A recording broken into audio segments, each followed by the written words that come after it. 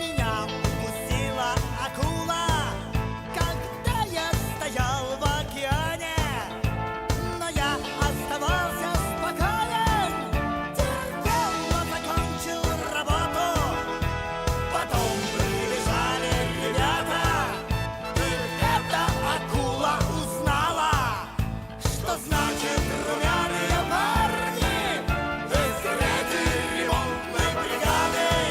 Аквалангисты — это хорошо, да, и взрослые знают, и дети. Мы радость творим на планете. Аквалангисты — это не игра. Сиреневым пламенем дышат большие кирпичные домны. Противник на нашу погибель готовит подводные лодки. Но мы тоже люди, не проба. Мы прячемся в черные дыры. У нас есть такие приборы, но мы вам про них не расскажем. Аквалангисты — это хорошо, да, и взрослые знают, и дети. Мы радость творим на планете. Аквалангисты — это не игра. Когда мы выходим на берег, то девочки радостно стонут, и мы начинаем рассказывать про разные трудности моря. Но хватит, забыла сирена, и мы быстро прыгаем в воду. Мы жить не привыкли на суше, мы любим нырять и купаться. Аквалангисты — это хорошо, да, и взрослые знают, и дети. Мы радость творим на планете. Аквалангисты — это не игра.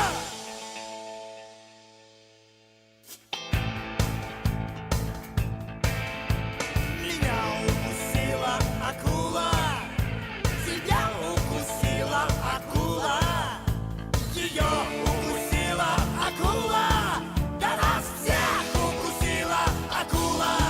Аквалангисты — это не игра.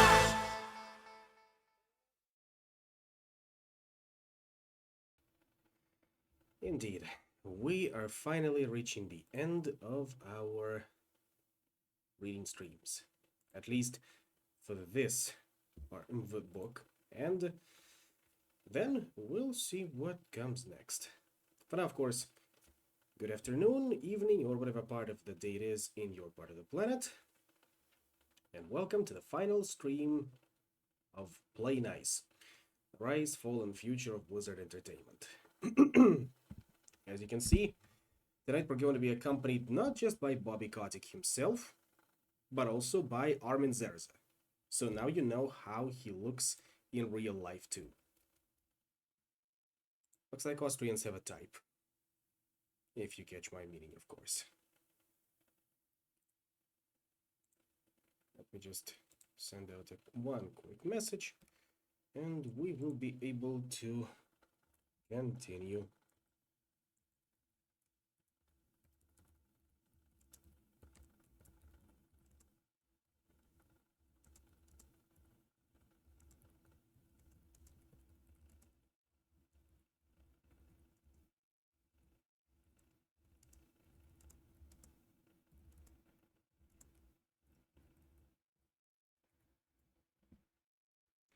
Alright, I think we can begin now. Put on some appropriate music. This time, I think it's going to be World of Warcraft Shadowlands. Because we are entering truly the dark ages of Blizzard. And what better music to choose than one of the worst WoW expansions?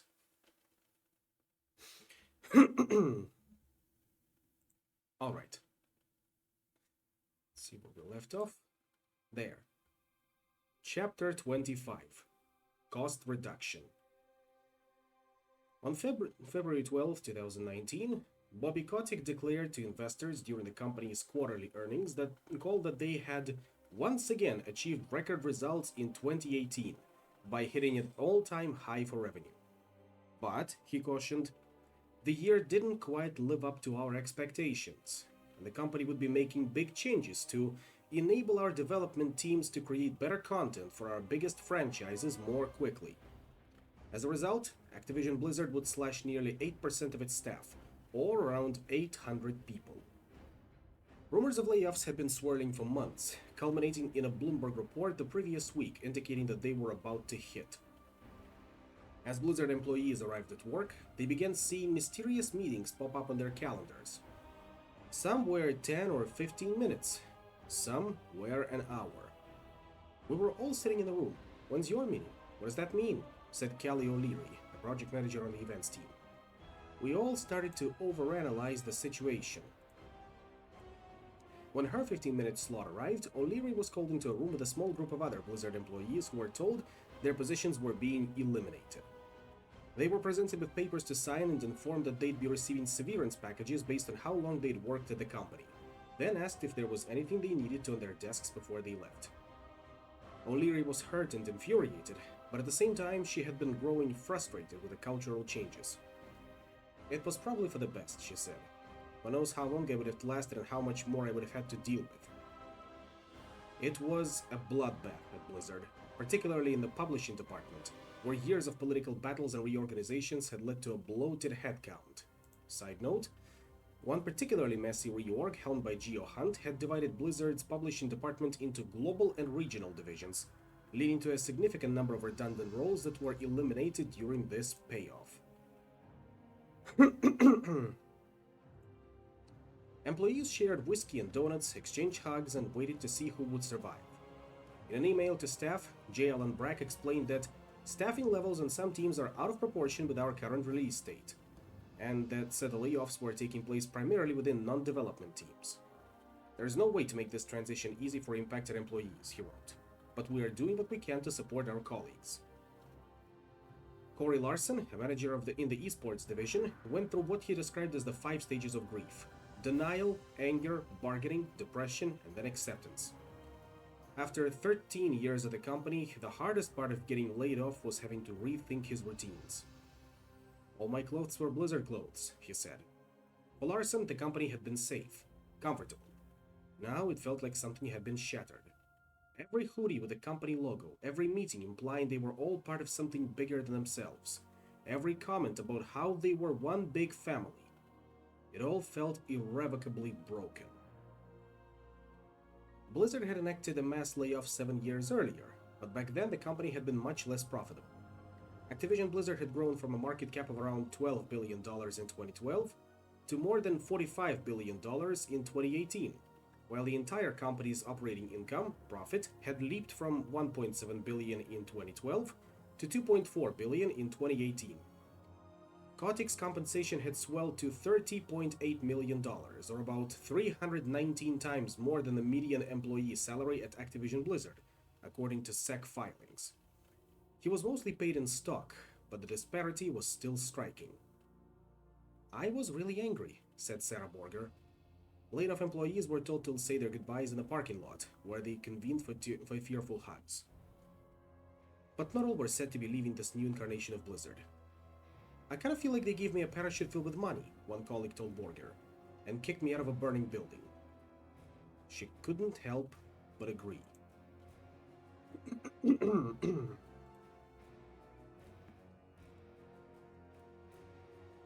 The layoffs arrived during a busy time for Blizzard. That fall, they would finally announce the two games that fans and investors had been eagerly awaiting: Overwatch 2 and Diablo 4. As they tried to put aside Survivor's Guild and get back to work, the company's staff began preparing for a big BlizzCon, where both games would be playable on the show floor. As the company doubled down on those sequels, two other products were on the chopping block. One was Orion, an experimental mobile RPG with asynchronous turns helmed by former Hearthstone director Eric Dodds and a few of his old Team 5 colleagues. During playtests, they found that it was a blast to play in a room together, but it was much less fun when people were on the go and it could take hours between each turn. The stakes were much higher for the second project, which had a bigger team and higher expectations. Dustin Browder, who had been director of StarCraft 2 and then Heroes of the Storm, had stepped down from that gig at the end of 2016 to pitch something new. A first-person shooter set in the StarCraft universe, codenamed Ares, and heavily inspired by EA's Battlefield series. Vast teams of players would wage war while controlling iconic StarCraft units like Terran Marines or Zerg Hydralisks. My fucking god. This is what, their third attempt at making a StarCraft shooter? Just like in that Dr. Manhattan meme. It's 2016 and Blizzard is making a StarCraft shooter. Over the next 3 years, the Ares team expanded to more than 50 people as the game progressed, but there were headwinds coming. Executives at Activision were skeptical of Ares, in part because of their distaste for Battlefield, a series that had once been Call of Duty's chief rival but had dwindled over time. They didn't care much for StarCraft, and there was a lingering sense that it was a waste of time to have Blizzard staff working on a second shooter when they could all instead be helping make Overwatch 2, which was behind schedule and remained, in Kotick's view, severely understaffed. Blizzard's developers had a history of defeating corporate skepticism.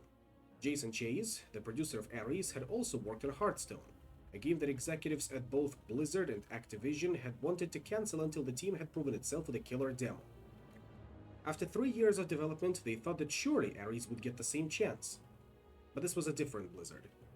In the spring of 2019, word arrived from above that there were too many projects in development and that Blizzard needed to refocus.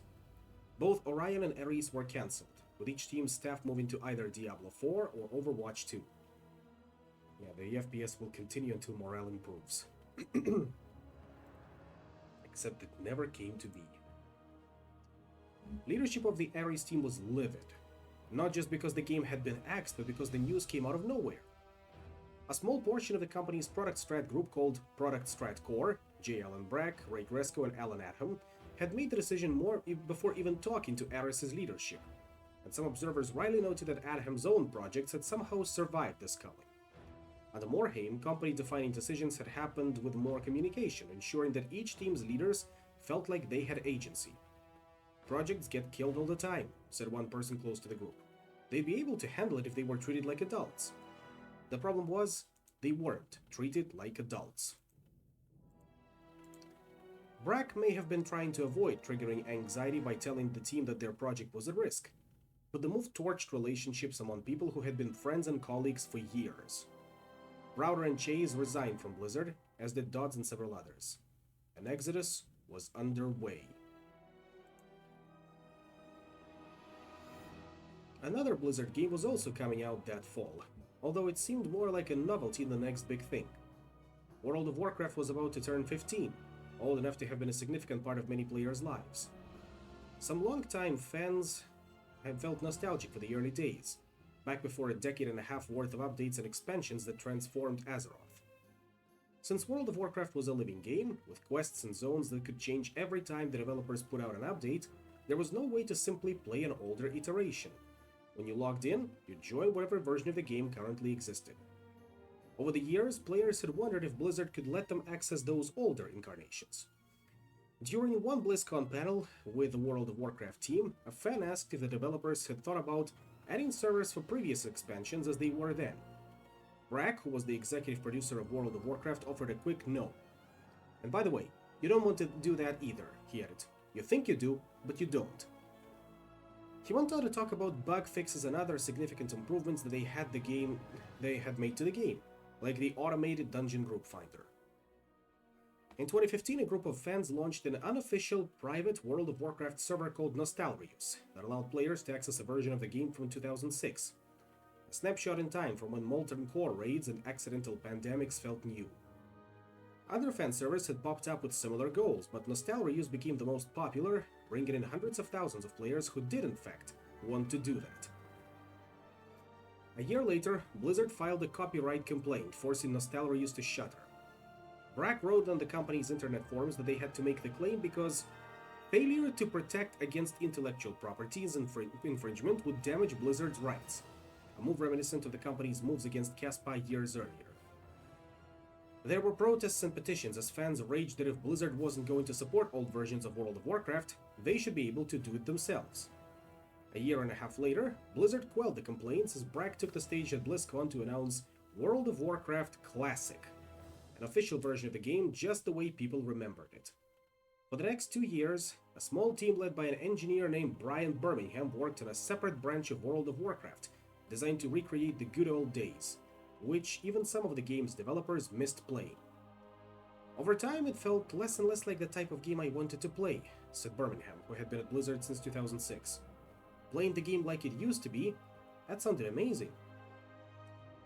World of Warcraft Classic came out on August 26, 2019, allowing subscribers to play either version of the game. Some fans discovered that reality was uglier than nostalgia, but others found that World of Warcraft without modern conveniences had its own distinct pleasures. We call these people masochists. Without the group finder that Brack had touted, players needed to find one another manually, which transformed strangers into friends and guildmates. Players found that they had actually missed some of the rough edges that had been smoothed out over time.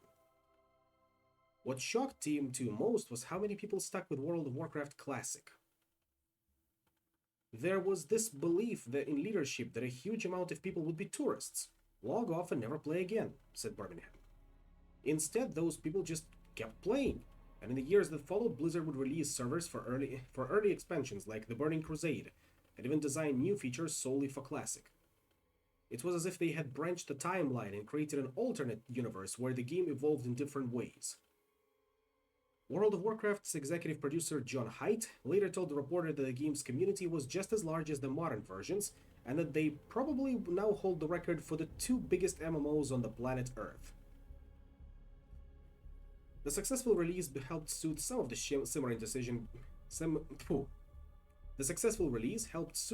simmering tension between Blizzard and its fans. The Diablo Immortal debacle, the abrupt sunsetting of Heroes of the Storm, and the mass layoffs had been gradually eroding Blizzard's reputation, transforming one of the most beloved companies in gaming into a magnet for controversy. But there were a few better remedies for player rage than an injection of pure nostalgia. This relief would prove short-lived. Just 2 months later, Blizzard would be engulfed in yet another public relations disaster, the biggest it had faced in 28 years. Ng Wai Chung was always the best gamer in his class. Growing up in Hong Kong, he'd started playing competitive games before he even entered kindergarten, eventually convincing his parents to give him unlimited screen time, so long as he took care of his responsibilities. When I finished my homework, I just played video games until I slept, Chung said. Like many Asian kids growing up in the 2000s, as esports exploded across the continent, Chung dreamed about playing video games for a living. He had better gaming skills and instincts than anyone else he knew, and he spent every day playing League of Legends. But despite years of practice, it seemed unlikely that he'd ever be good enough to compete with entrenched pros. In high school, he discovered another hobby, Hearthstone, which took the old Warcraft characters he loved and inserted them into an addictive digital card game. He reached high ranks on the competitive ladder and qualified for various small tournaments. I didn't play the game intending to be a professional, Chung said, but as you get better at it, you get more opportunities. By the time he had entered university, he was regularly competing in big Hearthstone tournaments, where he went by the handle Blitz Chung.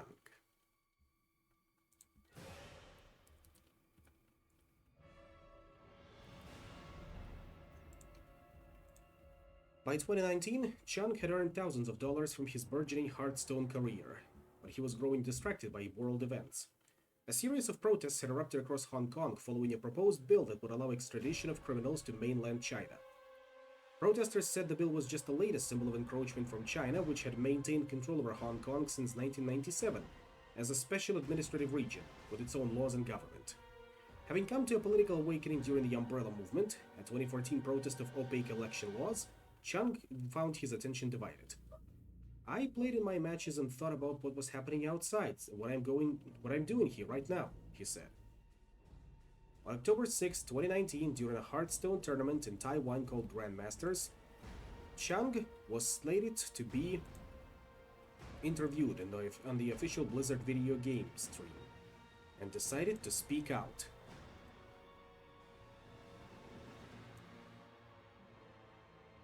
Second.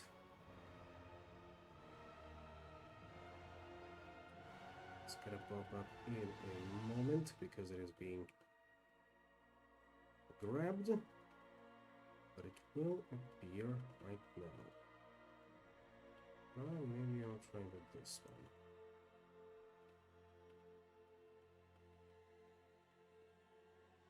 At any rate, once it appears, you'll see it. So, wearing a gas mask, protective garb often worn by Hong Kong protesters, Chung shouted one of the protest's most popular slogans in Mandarin: "Liberate Hong Kong, the revolution of our times." The two interviewers, giggling, ducked under their desks as if to avoid being implicated.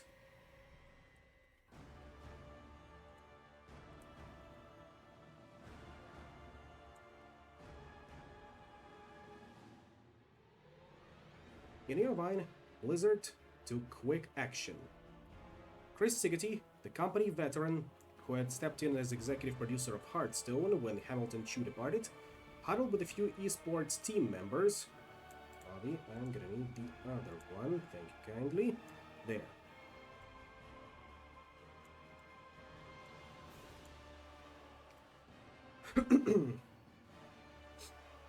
Huddled with a few esports team members and decided that Chung had violated the tournament rule against engaging in any and all act that, in Blizzard's sole discretion, brings you into public disrepute, offends a portion of the group or the public, or otherwise damages Blizzard image. The next day, Blizzard announced that Chung would be banned for a year and forfeit his prize money, and that the company would no longer work with the two announcers. "I didn't know it was against Blizzard rules," said Chung, "but I knew it was very controversial." The public erupted. Political sentiment on the United States was generally in favor of Hong Kong, and many players criticized the punishment as overly harsh. On campus, a few dozen Blizzard employees protested with umbrellas and even covered up the plaques saying "Every voice matters." The reactions only escalated from there. Ron Wyden, the Democratic Oregon senator, wrote on Twitter that Blizzard shows it is willing to humiliate itself to please the Chinese Communist Party. No American company would censor calls for freedom to make a quick buck. Shortly afterward, he joined forces with a bipartisan group of politicians, including Republican Senator Marco Rubio and Democratic Representative Alexandria Ocasio-Cortez, an unlikely team, to write a letter to Bobby Kotick. "Because your company is such a pillar of the gaming industry," they wrote, "your disappointing decision could have a chilling effect on gamers who seek to use their platform to promote human rights and basic freedoms." It was easy to see why the harsh punishment made it seem like they were choosing business interests over free speech. Blizzard had millions of players in China, as well as lucrative relationships with the Chinese entertainment conglomerate Tencent, which owned the minority stake in Activision Blizzard, and NetEase, which published their games in China. That same week, the NBA lost hundreds of millions of dollars when Daryl Morey, general manager of the Houston Rockets, tweeted in support of Hong Kong, and China responded by pulling games off the air and canceling sponsorship deals. But Blizzard's confounded executives also felt like the company would have reacted the same way no matter what kind of political message had been broadcasted. Whether a player told people to vote for Joe Biden or declared their love for offshore oil pipelines. "It was perfectly logical to me that we could be sympathetic to whatever cause he's representing," said one executive. But also not be pleased with the fact that he took our control away from our own platform. The next few days were the most stressful of Chung's life.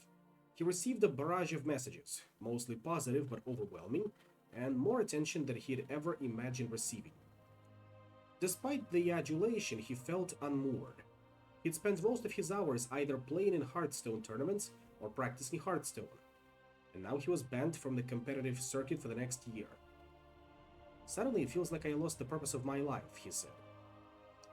Many observers agreed that Chunk should have been punished for using Blizzard's platform to convey a political message, but took issue with the severity.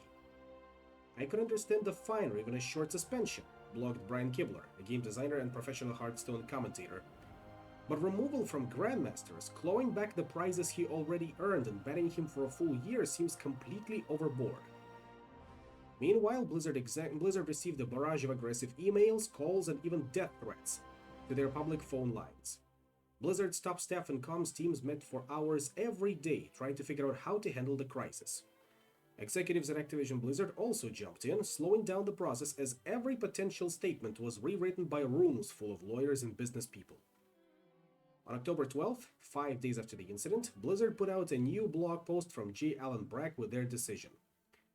They were not apologizing, nor were they backtracking on the punishment, but they would allow that our process was not adequate and we reacted too quickly.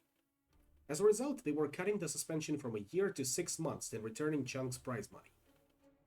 I want to be clear, our relationships in China had no influence on our decision, Brack wrote. We have these rules to keep the focus on the game and on the tournament to the benefit of a global audience, and that was the only consideration in the actions we took. Yeah, sure. The next BlizzCon was just a few weeks away, and with it, Blizzard would finally announce the long-awaited new Diablo and Overwatch games. First, they decided to address the Blitzchunk debacle. On November 1st, 2019, Brack took the stage in Anaheim for the BlizzCon opening ceremony and offered the company's first apology for the incident, avoiding any mention of Chunk, China, or Hong Kong. We didn't live up to the high standards that we set for ourselves, Brack said. We failed in our purpose, and for that, I am sorry and I accept accountability. Fans cheered and applauded, content with apology.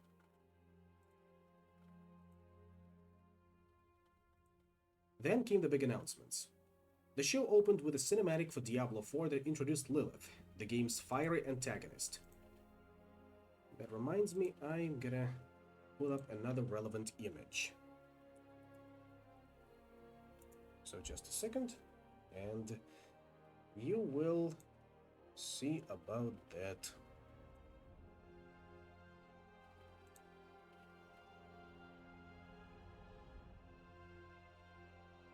Was it? Ah, there it is.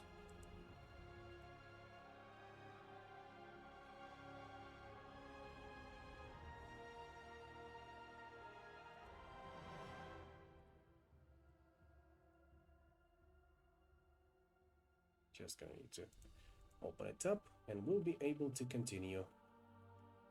Fortunately, this takes a little longer than expected, but nonetheless, I'm sure you'll like it.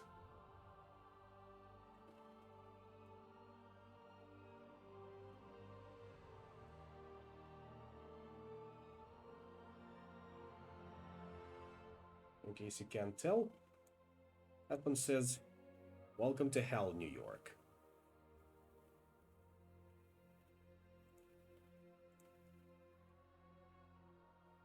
Right, getting back to it. So, the show opened with a cinematic for Diablo 4 that introduced Lilith, the game's fiery antagonist. "We are going back to the franchise's darker roots," declared director Luis Barriga in what seemed like a repudiation of the previous game.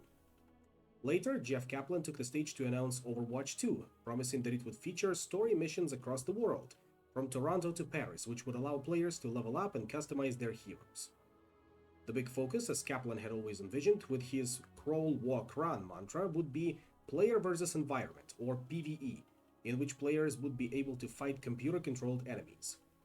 Fans had grown obsessed with the characters and world of Overwatch, with its bright aesthetics and unabashed optimism. But most of that story had been told outside of the game, in supplemental materials, like comics and those stellar short films. Now, that would change. I think we can even put it up somewhere like so. Players knew that they might be waiting a while for both new games. This was Blizzard, after all. But internally, the pressure was ramping up. Both Diablo 4 and Overwatch 2 missed multiple deadlines, frustrating Kotick and the board of directors, who felt like Brack was frequently promising them new release windows and then failing to hit them. The lack of mobile games, which had once been envisioned on shorter timelines than their console counterparts, made things worse. Blizzard was not delivering, said one Activision executive. We weren't trying to get in Blizzard's hair too much, but at the end of the day, we're a public company, and that comes with a certain level of growth expectation. Blizzard wasn't the only video game company butting heads with Kotick. A decade earlier, Activision had signed a whopping $500 million deal with Bungie, the storied maker of the Halo series, to create a new science fiction franchise called Destiny. The contract called for an annualized schedule that was in line with Kotick's usual cadence. New releases every fall, alternating between full games and expansions. The first game, released in 2014, had a rocky start, but sold millions of copies. Then came a sequel, Destiny 2, that was delayed a year and landed below Activision's revenue expectations. Along the way, Bungie's decision makers began to realize that Destiny was best positioned as a single ongoing live service game, with continued expansions and seasons. Rather than stick to the contract and develop a Destiny 3, Bungie negotiated with Activision to end their relationship, and in early 2019, it was over. This meant one fewer source of revenue and one fewer distraction for Kotick, but at the end of the day, there was only so much that he could do with his Irvine subsidiary. Blizzard had maintained its stature in the video game industry by refusing to ship video games until they were ready. Even with Morhaime gone, there were plenty of people left at the company who were trying to retain that ethos. Although there was one game that was about to throw it all out the window. Let me tell you, even background music has hinted at what is about to come.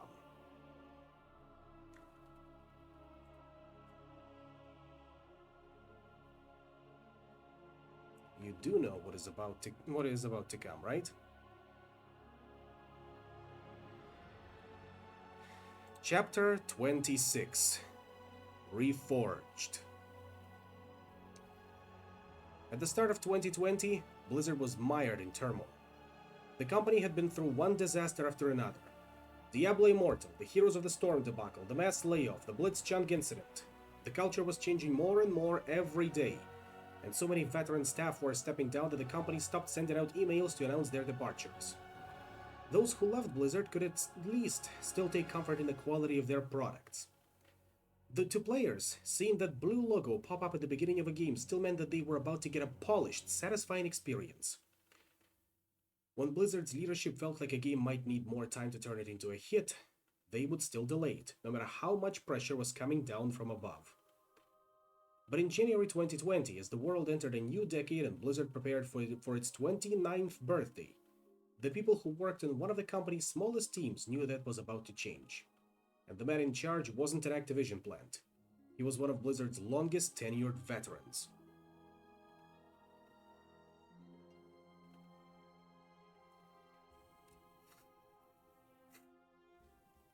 Even Rob Bridenbacker's entry into Blizzard was audacious. It was 1995, and he was given a ride to one of his best friends from high school, Adam Maxwell. They were both Orange County nerds who played Magic the Gathering and loved computer games, and after a chance encounter with Alan Adham, Maxwell had applied to be a QA tester on Warcraft 3. Maxwell asked Bridenbacker for a ride to the interview, which turned out to be a formality. Adham offered him the job and said he could start that same day. Maxwell said he'd be thrilled, but that Bridenbacker was waiting for him in the lobby. "Don't worry about it," responded Adham per Maxwell's recollection. "He's filling out the application as we speak." Bridenbacker was charismatic, with a sharp jaw and confidence that stood out among his peers. His father was a vice president in a large California power company, which offered him a comfortable childhood. He had never known a day of hardship in his life, said Maxwell, and he had a certain amount of swagger and arrogance that came with that. In the early days, Bridenbacker became infamous for dating and flirting with women who worked for Blizzard. He was a good guy, unless you were maybe a member of the opposite sex, in which case, maybe not so much a good guy, said Maxwell. When Bridenbacker first started, he hit on Blizzard's receptionist, shocking some of his colleagues. "We were taking bets when he first came in how long it'd be until he got fired," said Artis Stu Rose. He eventually became a vice president. Maxwell left Blizzard after a few years, but Bridenbacker stuck around. developing a close friendship with Mike Morhaime and making his way up the corporate ladder, first on the customer service team and then Battle.net, where he eventually ran the entire division. He earned credibility among Blizzard's top staff for delivering on tasks that others didn't want to do, like handling the billing system for World of Warcraft. After a reorganization of Blizzard's technology departments led Bredenbacher to leave Battle.net, he floated around for a while before spotting a new opportunity. A small department called the Mac Division, which was charged with bringing Blizzard games to Apple computers, but in 2016 had very little to do. Blizzard didn't plan to release Overwatch on Mac and had no other games planned for the near future. To stay productive, members of the team had pitched a modernized version of the original StarCraft, which was ripe for a graphical overhaul. They figured a remaster of Morhaime's favorite game would be easy to greenlight at Blizzard because production wouldn't be too expensive and it could sell well in Asian countries. Bredenbacher was intrigued and positioned himself as the head of this department, which would later become known as Classic Games. Remasters were a popular trend in the video game industry because they were relatively cheap, low-risk propositions. It wasn't exactly a simple process to engineer an old game to look and feel good on modern platforms, but it was more predictable than standard game production. After a year and a half of development, Blizzard released StarCraft Remastered on August 14, 2017, to modest success. It was a sleek remaster, letting players swap between new high-definition art and the original graphics, preserved in all of their 1998 glory. Literally at the press of a button, in-game by the way. The game was a win for the burgeoning Classic team, although internally some developers voiced complaints about how the project was handled. They had been short-staffed and working on a tight schedule, which led to tough hours. When the team headed to South Korea for a party to celebrate the game's launch, the bleary-eyed programmers were on their laptops, fixing bugs on the airplane and in their hotel rooms. Later, the development team would grouse that Bredenbacher had given them a release date before figuring out how long each task would take. "I think when you succeed by doing the wrong thing," said one person on the project, "that can be even more dangerous than when you fail." For their next project, Bredenbacher chose Warcraft 3, a game that was massively popular in China, but had never actually been approved for release by Chinese government regulators, so had been pirated by millions of people. Although the business case for a new version was tremendous, Warcraft 3's three-dimensional graphics presented a heftier challenge than StarCraft 2's 2D aliens and spaceships. Warcraft 3 was significantly bigger than its predecessor, with 4 campaigns instead of 3, which meant exponentially more work. Their colleagues on Team 1 suggested that they use StarCraft 2's engine, which was updated regularly rather than trying to wrangle code from 2 decades ago. But Bredenbacher was against it, arguing that it could break the game's massive library of maps, such as the iconic Defense of the Ancients. Pete Stillwell, the lead designer, or rather the lead producer, pitched an ambitious plan to rewrite the game's script and bridge some of the inconsistencies in Warcraft 3's lore that had arisen in World of Warcraft. They recruited Christie Golden, the author of a dozen StarCraft and Warcraft novels, to write new cutscenes for the game, and even brought in designers from the original Warcraft 3 to remake the old levels. Throughout 2018, Stillwell and his team crunched hard to create a demo that would showcase this plan, redesigning an iconic Warcraft 3 mission called The Culling, in which Prince Arthas slaughters a city full of civilians to prevent the spread of a dangerous zombie plague. Rebuilding the level, revisiting the cutscenes, and overhauling it all took several months, which was a little concerning. Bredenbacher wanted the game out within a year, but they were still optimistic enough to announce Warcraft 3 Reforged at BlizzCon in November 2018. A video presentation promised fully remodeled characters and revamped levels, while the press release touted hours of updated in-game cinematics. The game would be out in 2019, they said, and players could begin pre-ordering the game right away. Back home, a few wary Blizzard staff began to wonder if they just made a huge mistake. They would now have to release the game within the next year or would risk being forced to refund pre-orders thanks to various customer protection laws.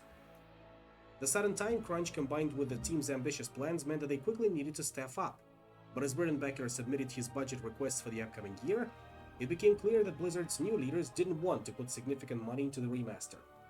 They were preparing for layoffs and cutting costs across the company as they headed into 2019, and the idea of completely overhauling Warcraft 3 didn't seem like a high priority to J. Allen Brack and his circle. Suddenly, the old designers who were contracted for Reforged, like Dave Fried, no longer had a role on the project. I had a bunch of missions, I was starting to lay them out in the editor, said Fried, and it just starts going silent. With their deadline less than a year away, the Warcraft 3 Reforged team suddenly had to reckon with budgets shrinking across the company. They would reach out to support staff in a department like marketing or localization, only to subsequently learn that those people had been hit by the February layoffs. Their own team was understaffed too, which led them to make bad calls. Fairly or not, Classic had developed a stigma for being a team full of outcasts, where Blizzard would send staff that couldn't find homes elsewhere. The Warcraft 3 Reforged team was young and inexperienced, and had been relying on seasoned designers like Fright to help lead the way. While planning out schedules, they would look past red flags, like, say, needing 5 people for a given task when they only had 4, because they were all so fresh and excited. Every single person on the team wanted so badly to make the thing work, said one developer. You kind of lose your objectivity. As development progressed, even seemingly minor decisions had significant consequences. In the original release of Warcraft 3, characters' mouths flapped up and down while they spoke, like an old cartoon. For the remaster, the developers wanted to add lip synchronization to make characters seem like they were really speaking, which created a cascade of bugs and technical complications. Any of the risks that could go wrong did go wrong, said producer Jason Savopoulos. Zach Johnson, an engineer, joined the Warcraft 3 Reforged team in the summer of 2019. By fall, they were working long hours to try to finish the game by the end of the year. There was no formal crunch mandate until late October or early November, he said. But when your co-workers are staying until 10 p.m. and there's food in the kitchen, the unspoken assumption is that you are going to be crunching. One night, Johnson felt his heart racing and his chest tightening. Aware that his family had a history of heart disease, he went to the hospital, where he was told that he was having a panic attack. "You feel like an idiot," he said, "but boy, it feels real." Afterward, he went back to the office expecting to grab his stuff and leave, only to find his teammates still grinding away. With their pre-order imposed deadline rapidly approaching, the Warcraft 3 Reforged team saw overtime as their only option to release anything at all, let alone come up with something good. At one point, managers told the team that they were going to cut down to the bone and then cut into it, according to the one developer on the project. They pulled back on all their previous plans and even excised features that had been present in the original Warcraft 3, like a competitive ladder and an automated tournament system. The outlook was so bleak that other developers from across Blizzard were dragooned to help finish the game. Stillwell remained relentlessly optimistic, or from a different point of view, consistently misleading, as he promised colleagues throughout 2019 that things were on track. "I lead with positivity," Stillwell said. "I had faith we would bring the game together as we neared the finish line." Britton Becker meanwhile stayed hands-off as Warcraft 3 Reforged struggled. "Sometimes we needed him to make decisions and he was on the other side of the planet, celebrating a birthday in Hong Kong or ice fishing in Alaska," recalled one developer. When he was in the office, Britton Becker's aggressive managerial style led staff to avoid sharing information with him out of fear they might get yelled at. What a familiar feeling. Later, a Blizzard spokesperson told Bloomberg that the game's fundamental problem had been an early, unclear vision and misalignment about whether the game was a remaster or a remake, which led to other challenges with the scope and features of the game and communication on the team, with leadership and beyond, which all snowballed closer to launch. A slight delay didn't solve the problem, and when Warcraft 3 Reforged came out on January 28, 2020, it felt like a pie that had been removed from the oven 20 minutes too early. Players and critics panned it for feeling buggy and incomplete and slammed Blizzard for removing the original version of Warcraft 3 from Battle.net, forcing the people to play this inferior version. Rather than preserving the company's history, the Classic team had scribbled all over it an ugly black marker. "This is not the remaster that Warcraft 3 deserves," wrote a critic for PC Gamer. Within a few weeks, it had a 59 out of 100 on the review aggregation website Metacritic, the worst score in Blizzard's history. To alleviate the damage, the company said it would offer refunds to any player who requested one, no questions asked. In the weeks that followed, Blizzard staff began pointing fingers. Top executives said they didn't know the game was in such bad shape until the final months, while Stillwell said he had made clear to his superiors that they needed more time. In multiple meetings with executive leadership, I said, "In my opinion, we're not delivering the Reforged we promised our players, and doing so will tarnish the company," Stillwell said. In a post-mortem conducted later, the developers insisted that they had made higher-ups like Brittenbacker aware of the problems with Warcraft 3 Reforged.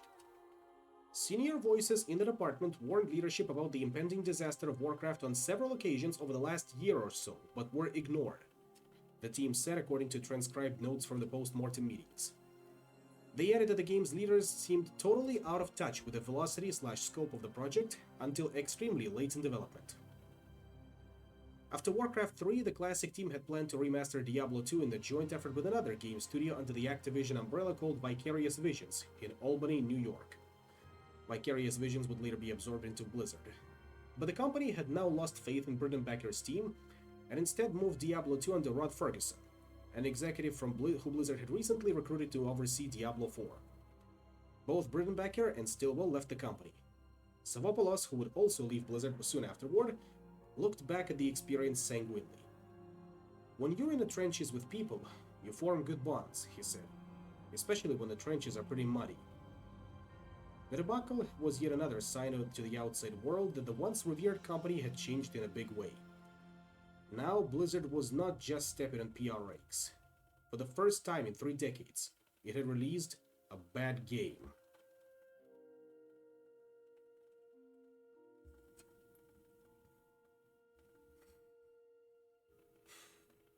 For the StarCraft team, the failure of Warcraft 3 Reforged came with another tangible consequence. If it had been successful, they might have had a better shot at making Warcraft 4. Over the previous few years, StarCraft had become one of Blizzard's lowest priorities.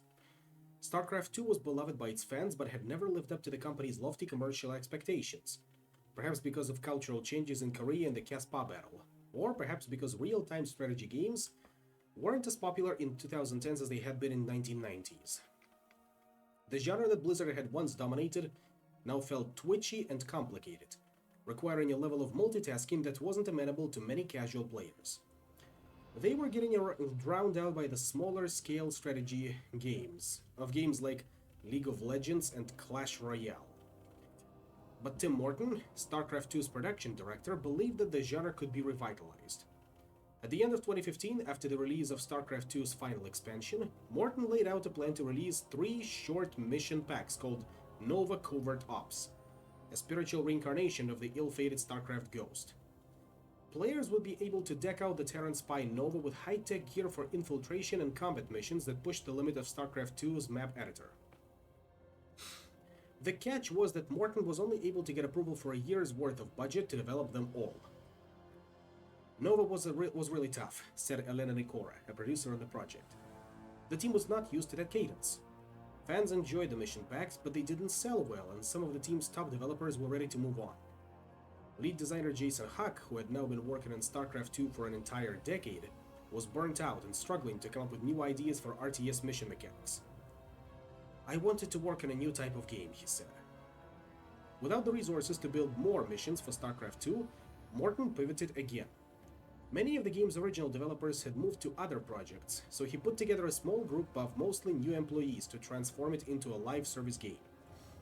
By the end of 2017, they'd made StarCraft 2 free-to-play, specifically the first game, Wings of Liberty, and in the years that followed they fleshed out an innovative multiplayer mode called Co-op Commanders, and added new microtransactions such as outfits and voice packs. Morton figured out that if StarCraft 2 was lucrative enough, it would allow him to pursue his real goal, making Warcraft 4. It had been more than a decade since Warcraft 3, and while the franchise had continued with the never-ending World of Warcraft, Morton believed players wanted to see a new real-time strategy game in Blizzard's iconic fantasy universe. Really, it didn't matter to him whether it was Warcraft 4, StarCraft 3, or even a new franchise. Morton just wanted to lead another real-time strategy game. I can't say there was one single vision for what the next RTS should be, But there were lots of ideas, he said.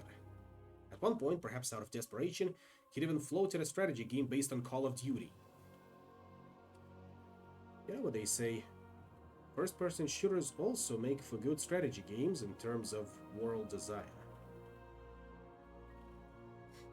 Back when Morhaime was around, Morton had pitched him constantly, going into salesman mode when they bumped into each other in the halls or at holiday parties. I have a feeling Mike probably anticipated that every time he passed me I was going to advocate on behalf of making a new RTS, Morton said. Morhaime was non-committal, saying that maybe there would be room on the slate for another RTS one day, but the company had other priorities. His personal love for StarCraft was not enough to justify the bandwidth and opportunity cost for a new entry in a waning genre. Even Alan Adham, one of the people most responsible for popularizing the RTS genre back in Blizzard's early days, was no longer interested. He had instead briefly flirted with a turn-based StarCraft game in the style of Civilization, but that was cancelled. Funnily enough, we did get a Risk version of StarCraft, as a board game, naturally. StarCraft 2's live service effort went well, but wasn't as successful as Morton had hoped. The failure of Warcraft 3 Reforged only soured Blizzard further in the genre. As it gradually became clear to Morton that the company would not be greenlighting a new RTS game, he decided to leave Blizzard and develop his own version at a new company, Frost Giant Studios, bringing a handful of his teammates along for the ride. In the fall of 2020, Blizzard began winding down Team 1 and announced that it was putting an end to new content development for StarCraft 2. There was still plenty going on at Blizzard. Team 2 was in World of Warcraft, Team 3 was working on Diablo 4, Team 4 was developing Overwatch 2, Team 5 was updating Hearthstone, and a handful of other small squads were working on incubation projects. Still, it was the end of an era in one major way. For the first time since 1994, Blizzard Entertainment was no longer working on a real-time strategy game.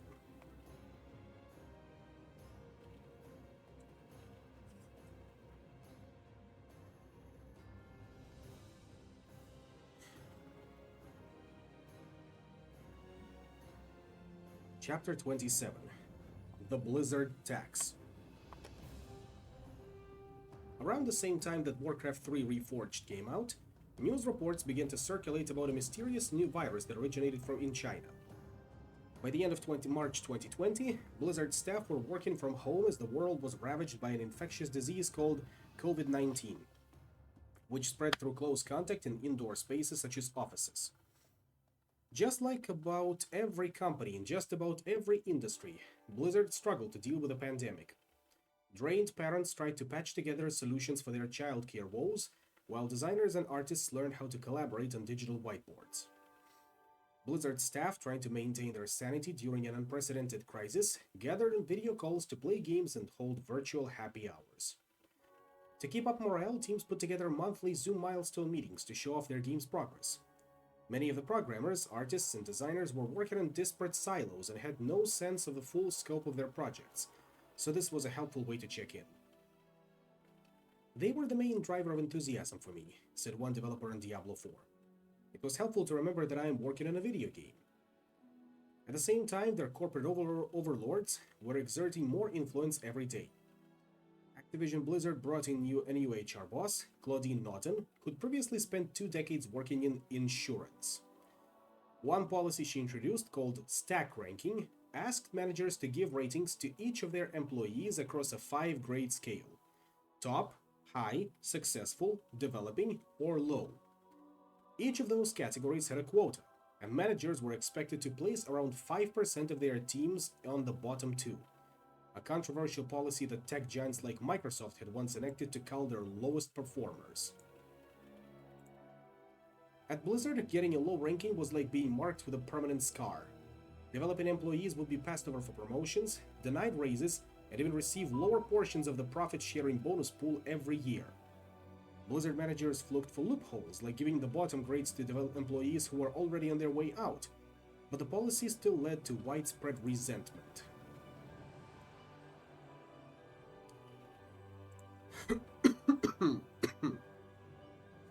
Across the organization, especially outside of the game development teams, What had once been a focus on nebulous but admirable concepts like quality was pivoting to become about numbers and quotas. Christina McCunnan, who worked in community management for Hearthstone, found herself stressing as she tried to maximize the number of published Blizzard blog articles. We'd meet the numbers like 20% more blogs or some useless metric, she said. Then they'd say, great, the next metric is 20% more than that. What had once been a creative, fulfilling job began to feel like working on an assembly line. Stack ranking only exacerbated the problem, forcing developers to eye one another with suspicion and QA testers to battle over who found the most bugs. It was very damaging internally to the culture, said one executive. It created a real dog-eat-dog environment. Nobody wanted to be last in a game of corporate musical chairs. Compensation was enough to have an issue already. Erica Rodriguez was about to hit her 8th year as a tester in Blizzard when she got a job offer at Riot Games to double her salary. She went to her manager to see if Blizzard was willing to match. Then he came back to her. They gave me a number, she recalled him saying. It's so insulting that I'm not even going to tell you. I think you should go to Riot. Rodriguez, like many people who worked in Blizzard's quality assurance department, had joined the company because she was obsessed with the games. I lived and breathed World of Warcraft, she said.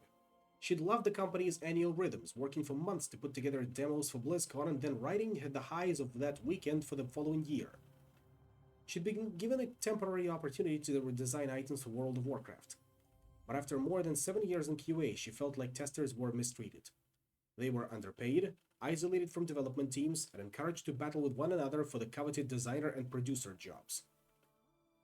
This is where I wanted to retire, she said. I put everything in the Blizzard basket, and it just broke me real hard when I left. People called it the Blizzard tax. The acceptance that in exchange for working in one of the most beloved and respected video game companies on the planet, you'd have to agree to less money. Working at Blizzard was the goal, said John Yang, a designer. You just kind of accepted whatever they were willing to pay you. The promise dangled by executives was that the company's annual profit-sharing bonuses would make up for lower pay, and often that was true. Members of the World of Warcraft team who had been lucky enough to be there during the game's peak years had been able to buy cars and pay off mortgages with their bonus checks.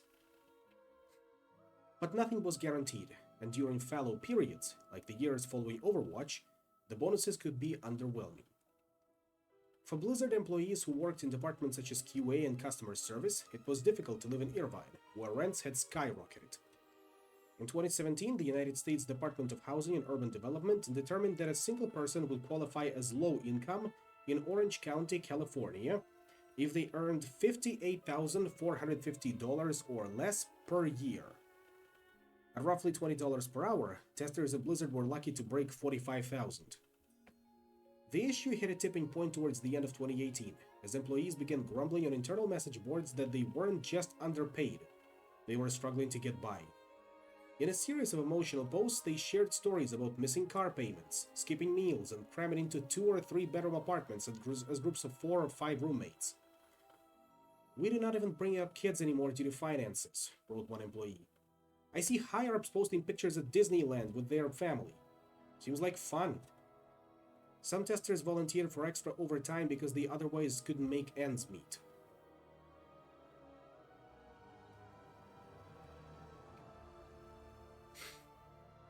In other departments, such as marketing and PR, employees knew they were paid better than the lowest ranks had, but had no clue if their compensation was fair. Several staff said they were told by managers to not share their salaries with colleagues, a request that directly violated US law. When they did speak openly about their wages, they found disparities that they weren't sure how to reconcile, like 5-figure differences among people with the same amount of experience. They discovered that company loyalty was punished. Those who worked their way up from QA or customer service were kept from making as much as colleagues who had arrived from other disciplines. Often, the only way to get a significant raise was to leave for another company and then come back, a trend known as the Blizzard boomerang. One person later tweeted that by moving from Blizzard to Riot, they went from making $74,000 to $134,000 per year. A Company's survey backed up the anecdotes that employees had shared, with more than half of Blizzard staff and nearly two-thirds of QA testers saying they were unhappy with their pay. The company promised that it would investigate the issue, and at the beginning of 2020, Claudine Naughton announced a new initiative called the Compensation Journey that promised a full review of every employee to ensure their wages reflected their performance. They would bring in outside experts, do market research, and perform a holistic evaluation across Activision Blizzard. Normally, salary evaluations were handled at the beginning of the year, but this review lasted until the summer, prompting employees to expect big increases. When the results came in, many Blizzard staff, especially those outside of development, were shocked to see that they received only 1 or 2% raises, which in some cases meant a bump of less than $1 per hour. Stuck quarantined at home with no way to grumble together at the cafeteria, staff began putting their salaries and raises into a Google spreadsheet. As they shared stories and compared numbers in a lively Slack channel dedicated to compensation, they spelled out the significant disparities among positions across the company. At the director levels, employees would receive robust compensation packages, including lucrative equity gains. Brack had continued Morhaim's battle against shares tied to company performance. But many people at Blizzard weren't getting that kind of money.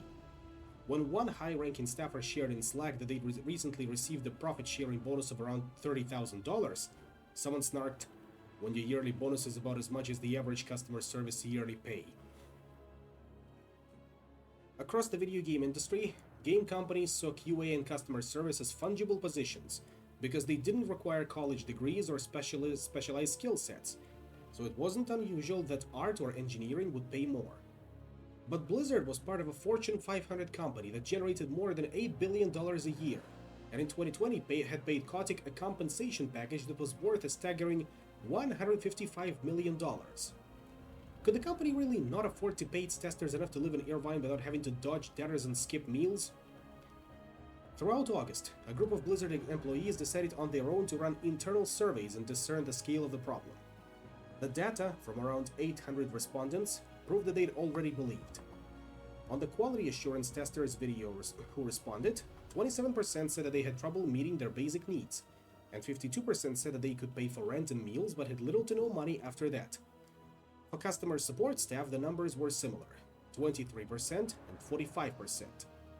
Close to half of respondents across every department said they were not at all happy with the company's recent compensation changes, while a whopping 65% said they felt like they were paid lower at Blizzard than they would be at another company.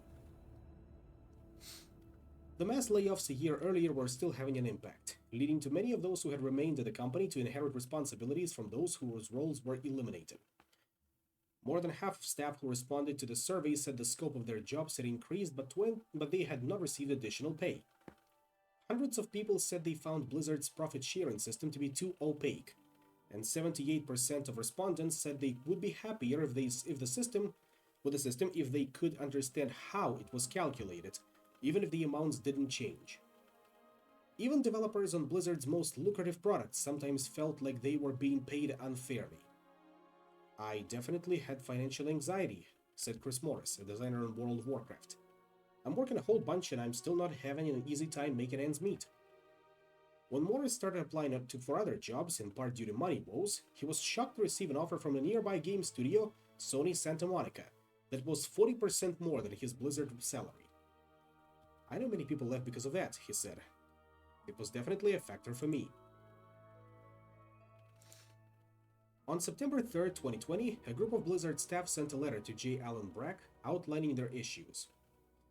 These concerns include, but are not limited to, low base pay, few promotion opportunities, continued lack of transparency, unclear approaches to profit sharing, increased employee attrition, and ill-defined career opportunities, they wrote. The letter listed several requests, beginning with the goal of giving every Blizzard employee a living wage, and asked for a response by October 2nd.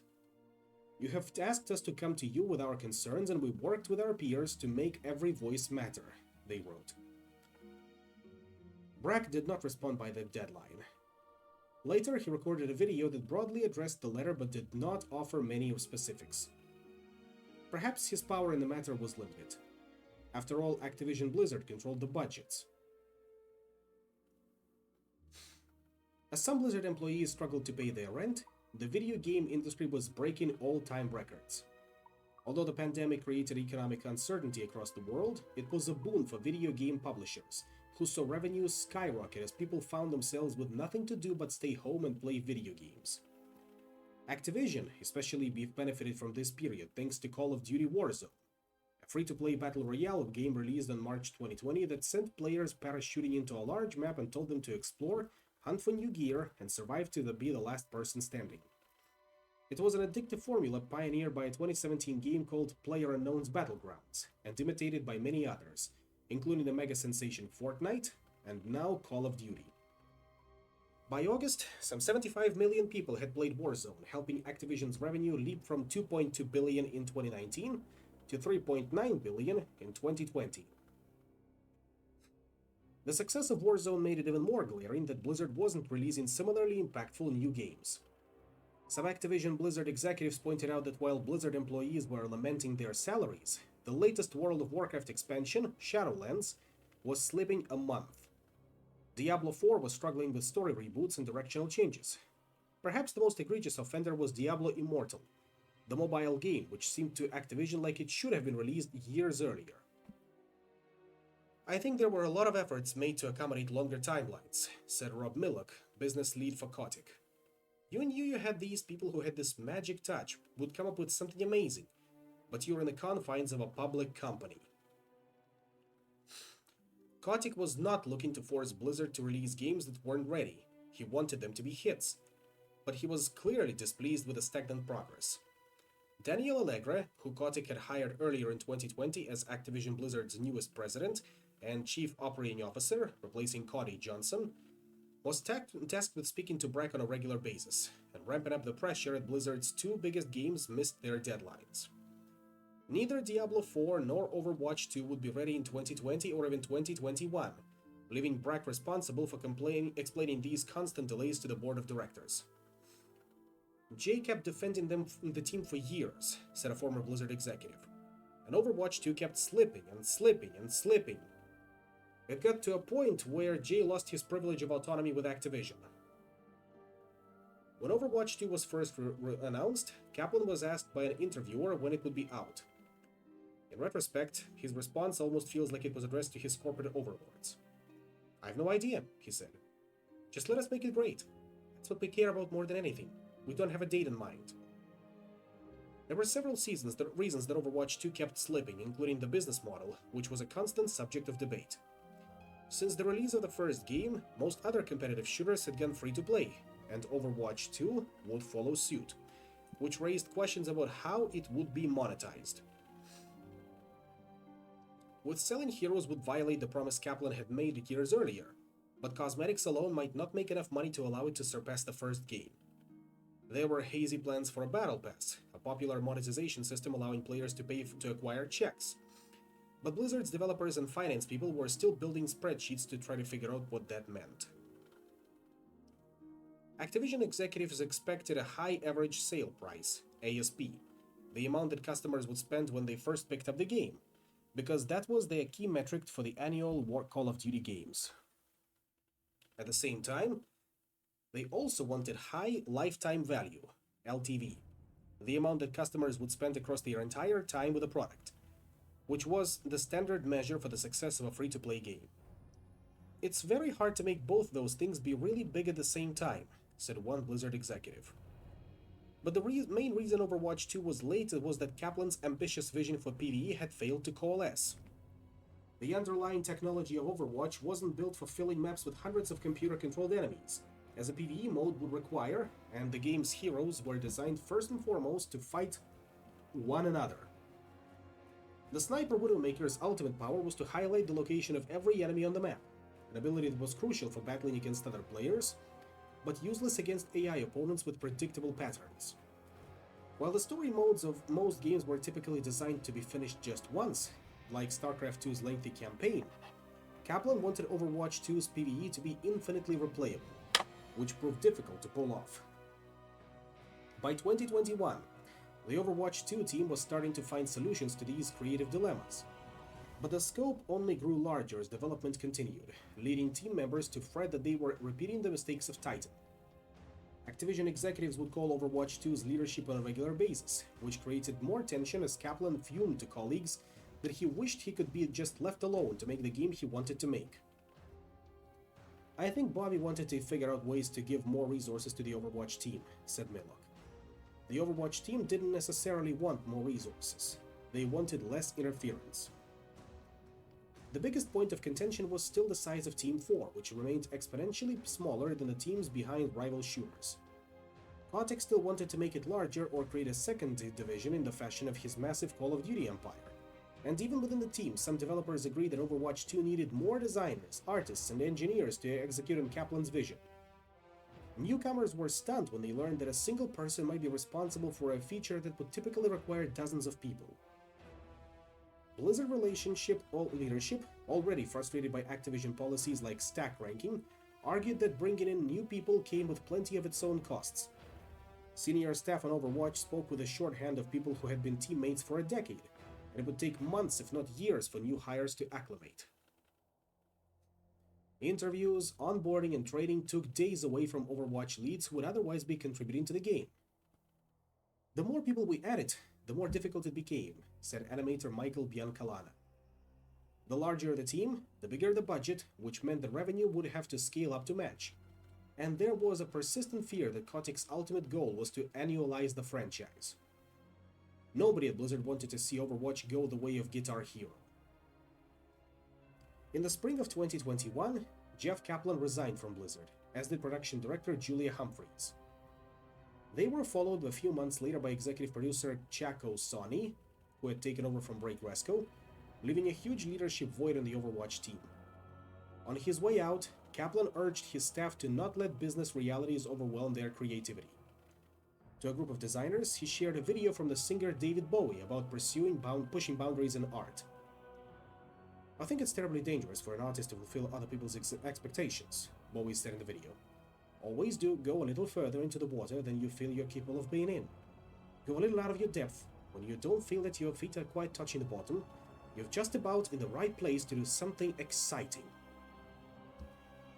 Turnover at Blizzard had become a vicious cycle. Many top employees were leaving because of the ways in which Activision's interference had changed the company's culture. Attrition led to game delays, which made Activision's executives feel they needed to step in more, which pushed out even more talent. At the same time, Armin Zerza was accruing ever more power.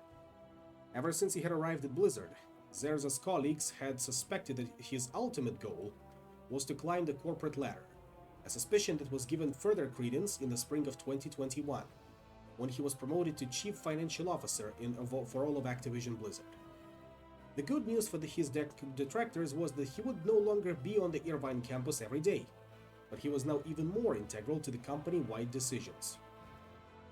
In the summer of 2021, Activision closed Blizzard's office in Versailles, France, which had been operating since the Vivendi days and was largely responsible for marketing, localization, and customer service across Europe. As part of a lengthy negotiation process required by French labor laws, the company was forced to send a letter to affected employees justifying why they had just been fired. The letter included a striking stat.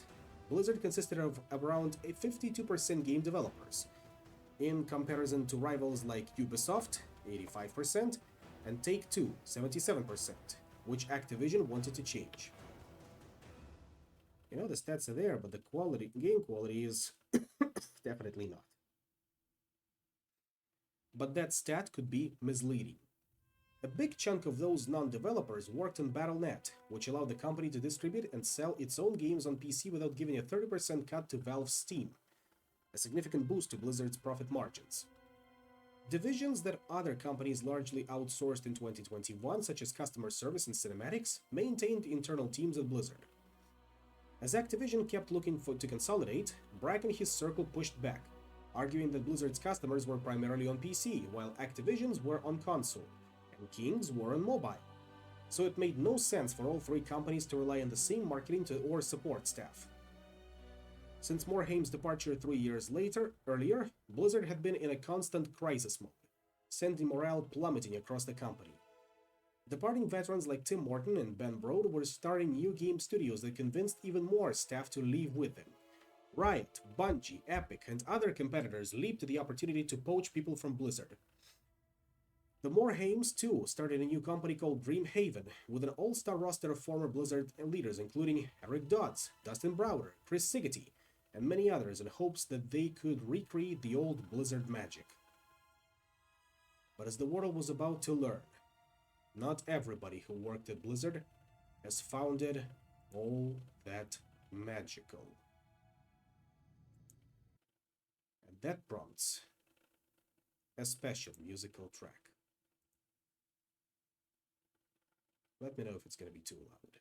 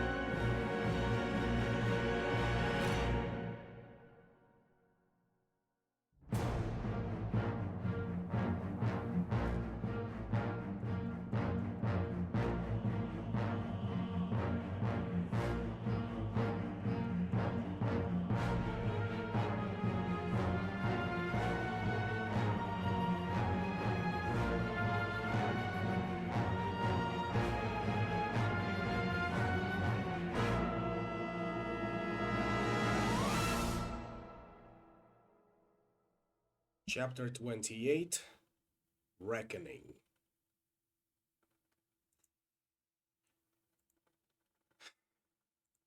I honestly don't even know what can accompany this one.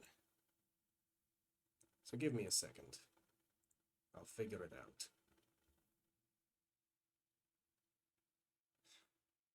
I gotta figure it out.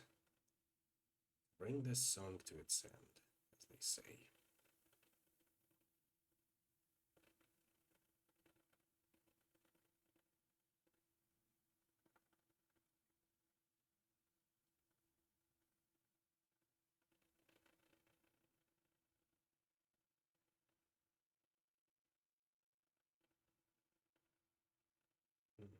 Apologies if it's a little quiet at the moment because, well, it's not exactly a joyful topic that we are going to be discussing right now.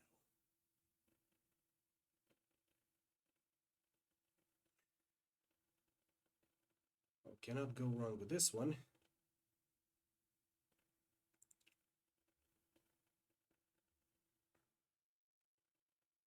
We'll of course be trying out other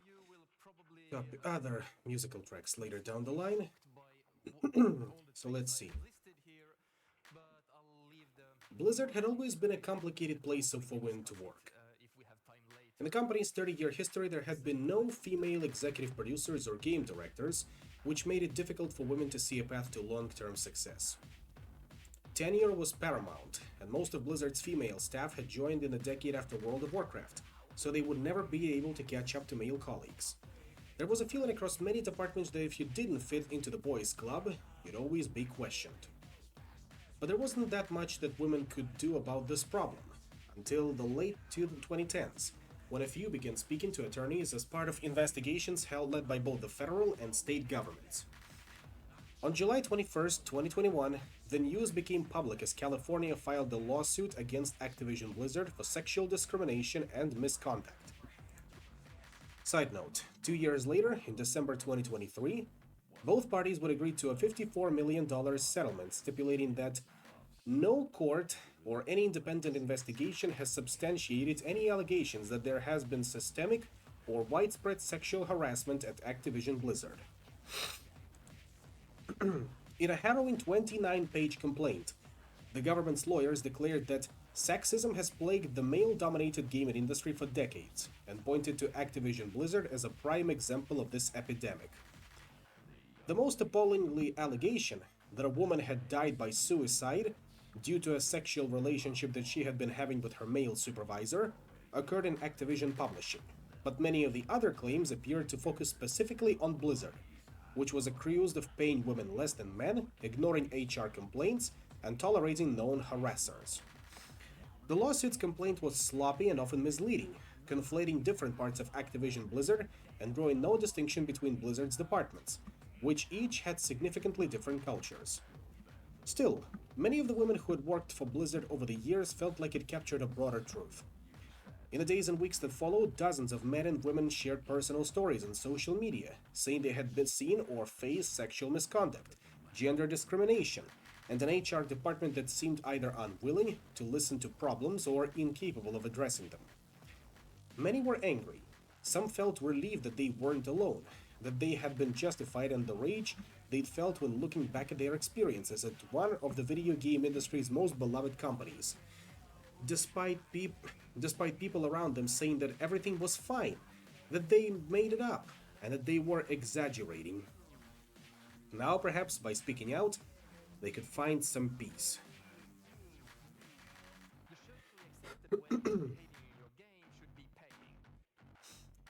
Back in the mid 2000s, when Blizzard was growing at a rapid clip, Morhaime and the other executives found that they were spending too much time on menial issues. So they installed a layer of middle management called councils for each discipline of game development: design, art, engineering, and so on.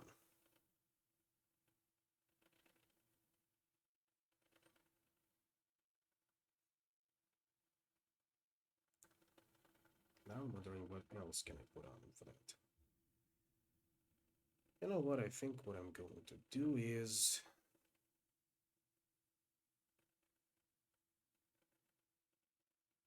on, where was it?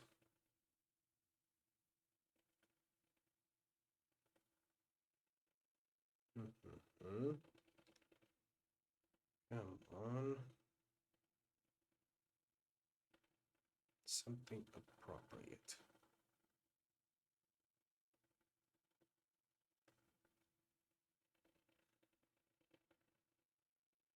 I think I'm gonna fall back on Diablo 3 soundtrack once again.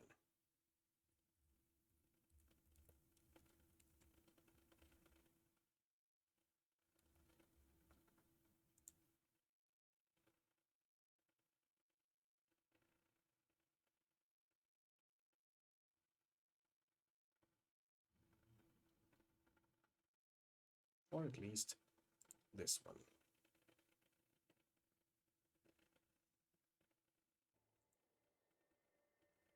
Leaders across the company's teams would convene for these council meetings, where they would discuss hiring and promotions. Connie Griffith, an assistant, was the only woman in many of the meetings, during which she watched some of the company's male leaders make comments that wouldn't be tolerated in most professional environments. Some men were clearly from 1990s, she said. They complained about hiring women and how you have to be careful around them. Blizzard had changed a great deal since the days of fistfights and flooded hotels. It had become a different company as it expanded to thousands of employees, moved to new campus, and merged with Activision to form one of the biggest publishers in gaming. But it was still mostly men, and women like Griffith would found that casual sexism was common, especially in younger divisions like QA department, where she and other women had to fend off disturbing and sexually charged comments from managers. When Griffith worked at Blizzard's reception desk, she jokingly called it the post office because there would be queues of men waiting to talk to her. On one hand, I'm a 23-year-old, I kind of enjoy the attention, she said. But on the other hand, I'm fucking 23. Some of it was uncomfortable. Even as Blizzard tried to professionalize, there were very few women in leadership roles and none in company's executive ranks. Women at Blizzard, usually the minority on a team or a meeting, constantly had to wonder if they were lagging behind because of their skills or because of their gender. It was a self-fulfilling prophecy, said one woman who worked there. The less we could achieve, the more distressed we became, and the more distressed we became, the less eligible or professional we seemed. In the 2010s, the sexism grew less blatant, but the systemic issues lingered, especially surrounding compensation. Women found that in addition to their daily responsibilities, they had to juggle extra duty of learning, whether they were being paid and promoted fairly. Nikki Broderick, who started off as a QA tester before becoming an assistant producer in the business intelligence department, was baffled when her husband, in another division, was promoted to an associate role, leapfrogging her assistant status by a rank. I was 2 or 3 years behind my husband even though I'd worked at the company significantly longer than him because he got to skip a bracket and therefore was paid fairly, Broderick said. That was so frustrating. During her 7 years at Blizzard, Broderick was forced to put up with alcohol-fueled hazing rituals and unwelcome sexual advances. Male colleagues would randomly message her to start conversations, which she thought was just part of the friendly atmosphere, until they suddenly stopped talking to her when they learned she had a partner. Once someone said her ass looked great in those shorts, she recalled. I never wore shorts to the office again. After leaving, Broderick spent months trying to reckon with her time there. In many ways, the company had treated her poorly, paying her less than she thought she deserved and playing down her HR complaints. But Blizzard's games had helped her get through difficult times, and her wedding party was comprised almost entirely of friends she had met at the company. Getting to build these really close relationships with everybody was something that I don't know if I'm going to experience at any other company in the industry, Broderick said. Many of Blizzard's female employees described similarly contradictory feelings. Sky Chandler, who spent 11 years at Blizzard, loved her time working on games like Diablo 3 but was so frustrated the company kept printing employee t-shirts in men's sizes, she marched to the licensing department to fight for female fits. They said, "Nobody cares," Chandler recalled. I said, "Dude, they do." Another woman described jobs at other companies as a series of days that she might rank on a 10-point scale as perfectly adequate 5 out of 10, 7 out of 10s, and so on. Working at Blizzard, on the other hand, was an exercise in extremes. Some days were 10 out of 10s, others were 0 out of 10s. The highs were high, she said, and the lows were low. It was common for departing staff to lament that when they missed most were the lifelong friendships they cultivated at Blizzard. But it also sometimes took leaving the company for people to realize that bleeding Blizzard blue wasn't making them all that happy. I still know a lot of people who are Blizzard diehards, said Erica Hebert, who spent about 2.5 years working in public relations until she was laid off in 2019. Some of those people, she said, were in their 30s or 40s and wanted to have families but couldn't afford it. When they weren't at work, they were playing Overwatch or hanging out at Blizzard parties. I think to myself, on their deathbed, is Blizzard going to be holding their hand, said Hebert. When she was laid off, she was heartbroken, but with distance, she felt otherwise. I'm kind of glad my life isn't like that anymore. From the beginning, the boundary between professional and personal lives at Blizzard had been non-existent. Excuse me. That that had started back in the 1990s, when Blizzard was a few dozen men who'd spent every day and night at the office, making and playing games together, and it had only continued as the company grew more successful and drew in people from across the world. Many of the people who moved to Irvine for Blizzard didn't have friends or family in the area, and the job was all-encompassing, so their social networks and romantic lives became tied to work. This led to some unorthodox and uncomfortable situations. Some of Blizzard's highest-ranking developers and executives were open swingers and would invite colleagues to sex parties. Gossip and rumors circulated frequently about this subculture, and some of the stories were so outlandish that it was never clear how much to believe. But sometimes, at a happy hour or work event, a rookie Blizzard employee might find themselves in a conversation full of innuendo.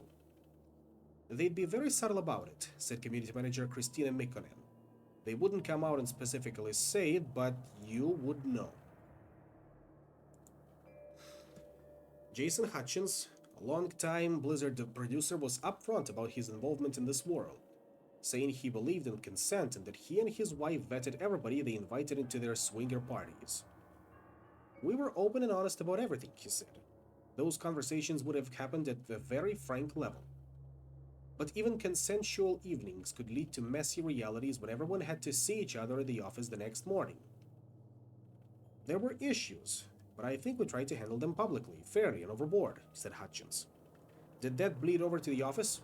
Probably, in some cases, for some people. These blurred lines could lead to awkward or even harmful situations, especially during parties that were attended almost entirely by Blizzard staff. Women shared stories about noxious drunken antics with such as groups of men cheering for them to kiss or pressuring them into sexual acts. When they went to HR with complaints about these issues, they were told that there was nothing Blizzard could do because these events had happened off campus. Women at Blizzard cultivated a whisper network to warn one another about specific men who had exhibited creepy behavior. But then they'd inevitably wonder, if they knew who was problematic, shouldn't management? There are some people who you very quickly understand to avoid, said Mikkonen, because their reputation as predators preceded them. You ask, why are they still here? And get met with shrugs. Executives would argue that it was unethical and illegal to publicize the results of HR investigations, and that sometimes accusers would say different things in public than they did when asked to share their stories with the company. Often HR departments would chase rumors about alleged offenders but couldn't get concrete answers, and when the company did take punitive action, such as demotions or pay docking, the punishments had to stay quiet for legal reasons, so the victims never learned what had happened. The silence just made women feel like Blizzard was ignoring their problems, especially when some of their worst offenders seemingly acted with impunity. Nothing was more illustrative of Blizzard's cultural changes than BlizzCon, where the alcohol flowed and fans perceived employees as rock stars. Sometimes this was harmless. It was hard to walk through there without fans hugging you and wanting to take a picture, said designer Greg Street. Other times it was surreal. There's a picture of me and Dave Grohl signing boobs together, said artist Joe Ray Hall. If a girl puts boobs in your face and says sign them, you sign them. And every so often, situations would get so out of control that Blizzard would have to tell employees to stop sleeping with fans. Michelle Morrow, an actress and writer, was attending BlizzCon in 2013 when she got a glimpse of the convention's uglier side. The night before the show, Morrow was out to dinner with Dave Kozak, a top designer on World of Warcraft, and his wife Crystal when a drunken man stumbled over. He was super wasted and he was hitting on me with wild abandon, saying ridiculous, embarrassing things, Morrow recalled. This was particularly uncomfortable because the man was Kozak's boss. Alex Afrasiabi, who had started as a quest designer during the early days of World of Warcraft, had always played a starring role in Blizzard's Whisper network. Even though he joined the company with no industry experience, Blizzard found him because he led a successful EverQuest guild, he proved to be a capable designer and rose through the ranks to become the creative director of several World of Warcraft expansions. He was handsome, charismatic, and brilliant at using the game's tools to implement new content. He also had a reputation for drinking heavily, insulting subordinates, and engaging in questionable behavior with female employees. Now he was drunkenly proposing to Morrow and promising her career opportunities. He told me if I married him, I'd have the keys to Blizzard, whatever the fuck that means, she said. After some back and forth, Kozak stood up and guided Afrasiabi away from the table. The next night, Morrow and the Cossacks were preparing to head to Afrasiabi's hotel room, at which Blizzard staff would convene during BlizzCon meetings to get away from the chaos of the Hilton bar. They called it the Cosby Suite, due to an inside joke that had started sometime earlier. On the carpet in one of their hotel rooms looked like legendary comedian Bill Cosby's sweater. On a group chat with several other World of Warcraft designers, including Afrasiabi, Kozak wrote that he was gathering the hot chicks for the cause, referring to his wife and Morrow, who were standing with him. When they arrived at the suite, Morrow had again had to fend off unwanted sexual advances from a drunken Afrasiabi, but the night was otherwise uneventful. A year later, in October 2014, a stand-up routine by comedian Hannibal Buress resurfaced old rape accusations against Bill Cosby that had led to widespread press, new allegations, and criminal proceedings. Side note, as comic W. Kamau Bell later said in the documentary We Need to Talk About Cosby, 2022, most of us weren't grappling with it back then. Bill Cosby was still America's dad. But something about Hannibal's joke, plus grainy cell phone footage, plus this new era of social media was explosive.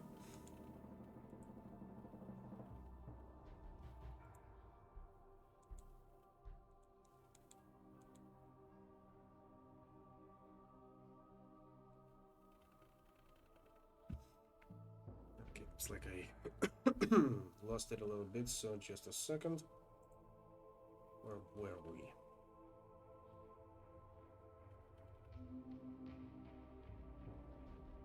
Here. I guess we won't be calling it the Cosby Suite anymore, Kozak recalled, joking to his wife.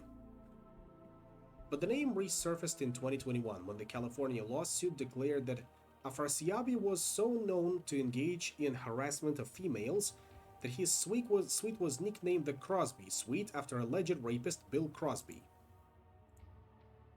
This was not true, and the misspelling added to the overall sense of carelessness, but the allegation went viral. A subsequent article on the gaming website Kotaku shared a photo from Afrasiabi's Facebook showing a group of 8 smiling Blizzard employees on a bed, gathered around a framed picture of Bill Cosby, as seen here. A photo that seemed harmless in 2013, and a photo that seemed harmless when it was taken that evening in 2013, but was horrifying 8 years later. The article, which also published a screenshot of the group texts, reported that Cosby had been accused of rape in the early 2000s, but did not mention that the allegations only became widespread knowledge after a year after the photo was taken. Nor did it specify that the hot chicks text was referring to Kozak's wife and friend. It was just surreal, said Morrow. Everyone was being unknowingly offended for me as the subject of this text when Dave is the one who protected me and did exactly what any man should do when their boss is being a creep. Side note. Later, Morrow began working as an on-camera host and interviewer for BlizzCon, where she was responsible for interviewing Afrasiabi about World of Warcraft. I had to make him look smart, funny, whatever, she said. That sucked for me.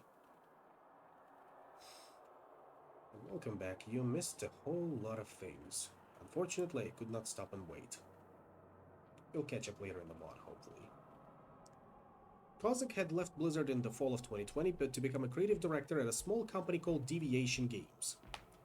When the Kotaku article hit, several of his colleagues complained to management and said they no longer wanted to work with him, according to a person familiar with what happened.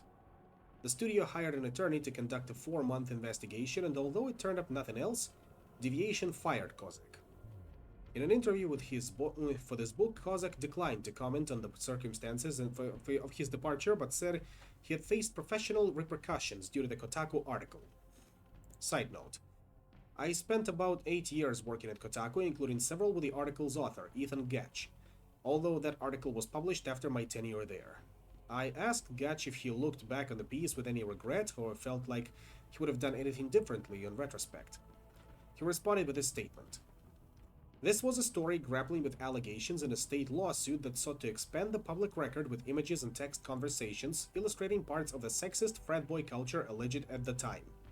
I stand by my reporting. When negotiating for jobs, I still hear about how I have a PR problem, Kozak said.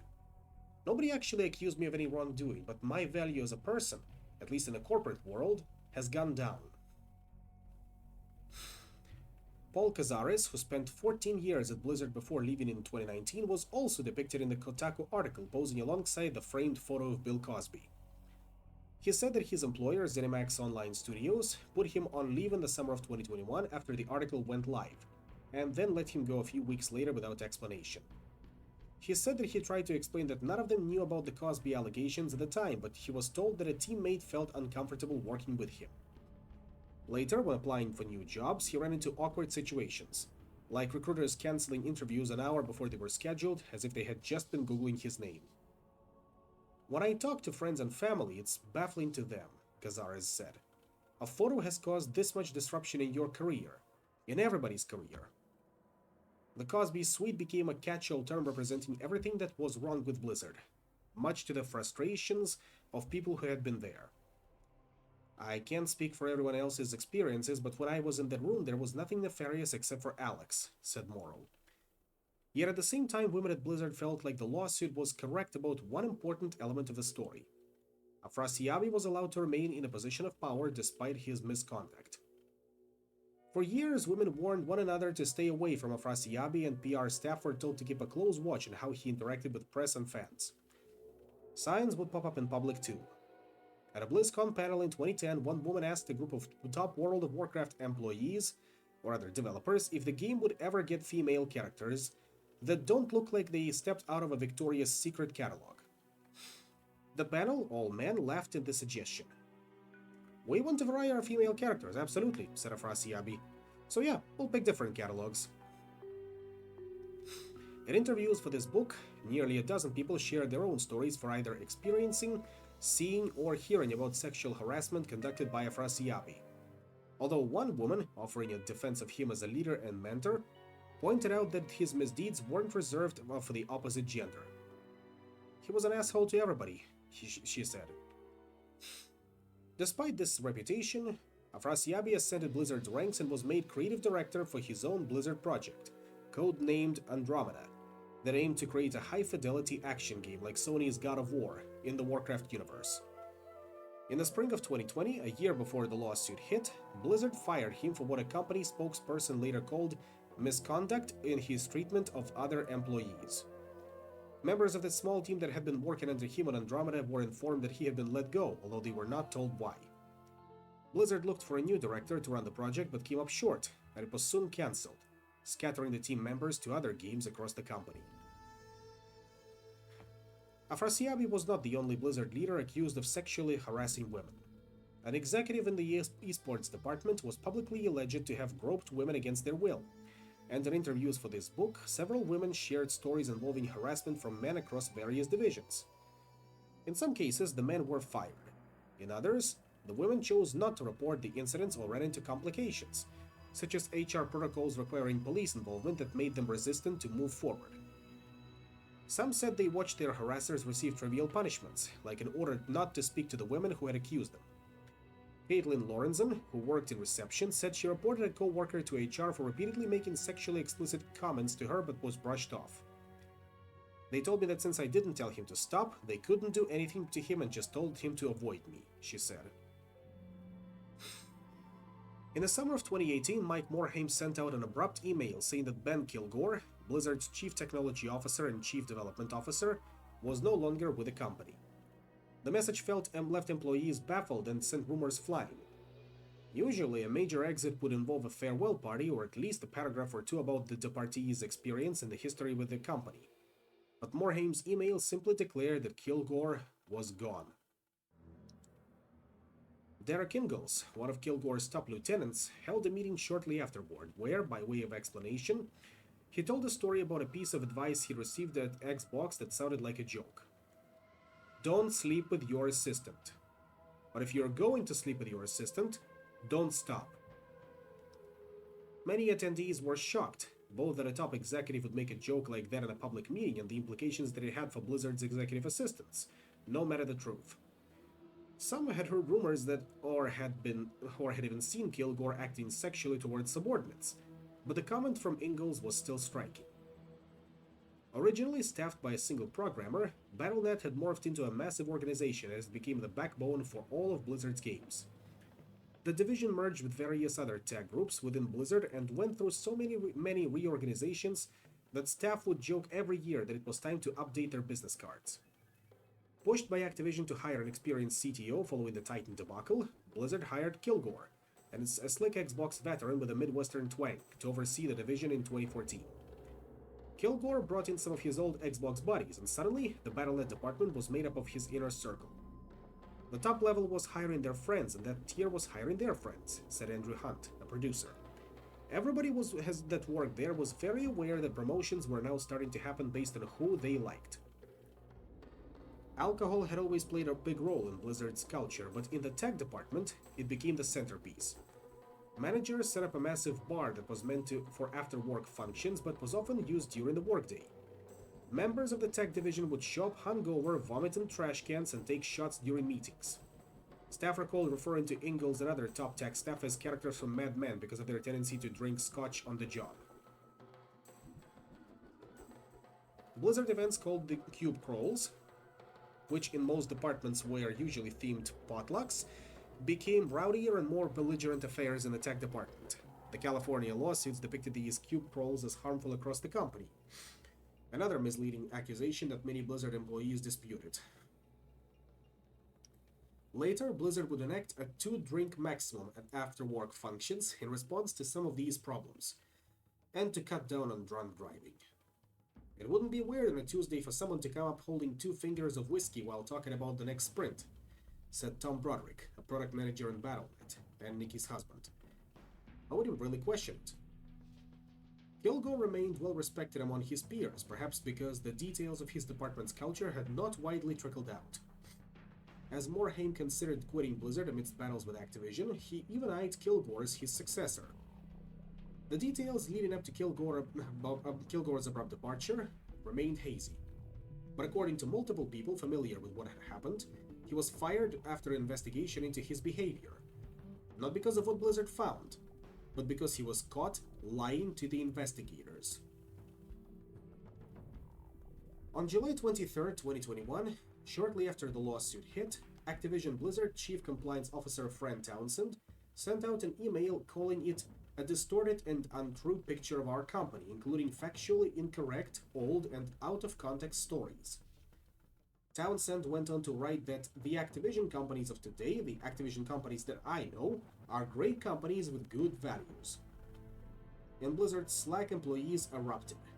It was true that the lawsuit contained inaccuracies and referred mostly to incidents that had happened years in the past. Blizzard had already quietly dealt with some of the alleged offenders, like Kilgore and Afrasiabi, as it tried to fix some of its ingrained cultural problems. Those efforts appeared to be making progress. A 2019 study by the career website Comparably ranked J. Allen Brack as one of the top 25 CEOs for female employees. But the issues of widespread sexism still resonated with many staff, and for Townsend to talk about the Activision companies that I know seemed particularly absurd given that she had started out 4 months earlier. In contrast, Morhaime, now 3 years removed from Blizzard, offered a statement apologizing and asking women to share their stories with him. It is the responsibility of leadership to stamp out toxicity and harassment in any form, across all levels of the company, he wrote. To the Blizzard women who experienced any of these things, I am extremely sorry that I failed you.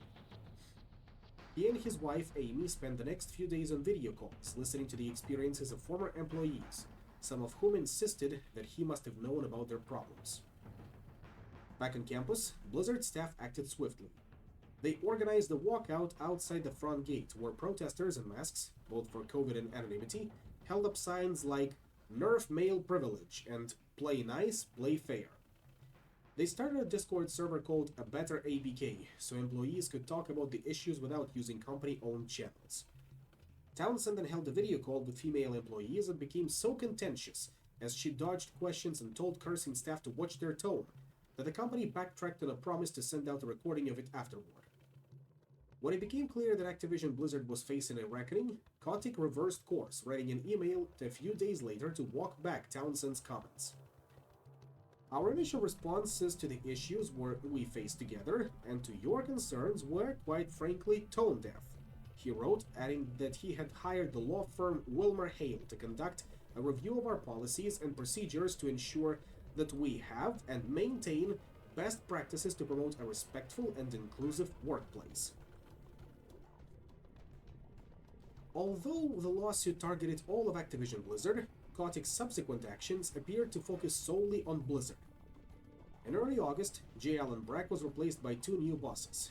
Jen O'Neill, the well-respected head of Activision's Vicarious Vision studio, which was now part of Blizzard, and Mike Ibarra, another longtime Xbox executive who had joined Blizzard's tech department in late 2019 to help clean things up. Staff were alarmed when they subsequently learned that Ibarra had been friends with Kilgore and Ingalls at Xbox. He had tweeted about going out to dinner with them, although his reputation was cleaner. Blizzard's veterans, many of whom were trying to reconcile the revelations with their own experiences at the company, weren't sure of what to make of the leadership changes. On one hand, it felt like Kotick was using Brack as a scapegoat and trying to take even more control of Blizzard. Yet it was hard to see how Brack could survive when the California government had accused him of failing to deal with these issues. In the months that followed, Blizzard fired and reprimanded dozens of other staff who had been subjects of HR reports, including some high-profile leaders like Luis Barrega, director of Diablo 4, and Jesse McCree, the lead designer. Side note, this was particularly awkward because Overwatch featured a gunslinging hero named Jesse McCree, who the team later chose to rename Cassidy. World of Warcraft also had several references to staff such as Afrasiabi and the team subsequently removed. Consequence of these events was the adoption of a new Blizzard policy. No more naming characters after employees. Development teams held meetings and encouraged women to speak up about their problems both publicly and privately. Across the company, it felt like momentum was building towards a positive change. Then, at the beginning of November, O'Neill abruptly stepped down, leaving Ibarra as Blizzard's new president. And on November 16, 2021, the world exploded again when a Wall Street Journal article titled "Activision CEO Bobby Kotick knew for years about sexual misconduct allegations at video game giant" reported that Kotick had been aware of several issues, including an alleged rape, but failed to inform the board. The story accused Kotick of intervening to keep a Call of Duty studio head after an internal investigation recommended that he be fired for sexual harassment. The Wall Street Journal reported that Kotick had threatened to murder an assistant, as a joke, he said, and that O'Neill had stepped down because she was paid less than Ibarra. Another wild detail was that Fran Townsend's controversial email to staff had in fact been written by Kotick. It was as if a second lawsuit had just dropped. Blizzard staff began to revolt, even going so far as to complain about their CEO on social media, not something that often happened in the buttoned-up video game industry. In a rare move, the heads of PlayStation and Xbox both separately emailed their employees to criticize Kotick's leadership in response to the ongoing crisis. During a series of all-hands meetings across the company, Kotick's lieutenants told staff that despite the most recent allegations, their CEO would not be resigning. One Activision executive told staff that O'Neill's compensation had not been less than Ibarra's. It was just structured in a different way. In a Slack message later, O'Neill wrote that she had been offered equivalent pay only after I tendered that resignation. Nearly 2,000 employees across Activision Blizzard then signed a petition calling for Kotick to step down using their real names despite the potential consequences. But the decision came down to a group of just 10 people. The board of directors, which was largely made up of Kotick's old pals. 2 board seats belonged to Kotick and Brian Kelly, his business partner since the Mediagenic days. Other seats were held by Robert Morgado, Robert Corti, and Peter Nolan, who had all been working with Kotick since 2003 or earlier and earned a great deal of money as Activision shares skyrocketed across the way. It didn't come as a huge surprise to see the board declare in a statement that it remained confident in Bobby Kotick's leadership, commitment, and ability to achieve the company's goals. Kotick was the Teflon chief. In 30 years at the helm of Activision, he had successfully seized back control of the company from Vivendi, fender of a nasty legal squabble with the creators of Call of Duty, and won endless political battles on his quest to grow the company every year. To the outside world, it now seemed that even this crisis wouldn't bring him down, despite increasing attrition and plummeting morale. But on the inside, it was clear that the status quo couldn't hold. Shaken employees would brace for the worst whenever they saw Blizzard trending on Twitter, wondering which Activision Blizzard executive had put their foot in their mouth this time. Players began boycotting the company's games and spamming their social media with comments about the Cosby Suite. Something was going to have to change at Activision Blizzard. Kotick would just need to figure out how to turn it all into a win. If you'll excuse me for 1 second, we have 3 chapters left, and we will finish them during this call. Just need to go away for a second to put a kettle on for myself. Pour me some water because I am feeling parched. The sickness is not gone away entirely, and I'll be drinking some medicine as we go along. I'll of course drink some water in the meantime. Be right back.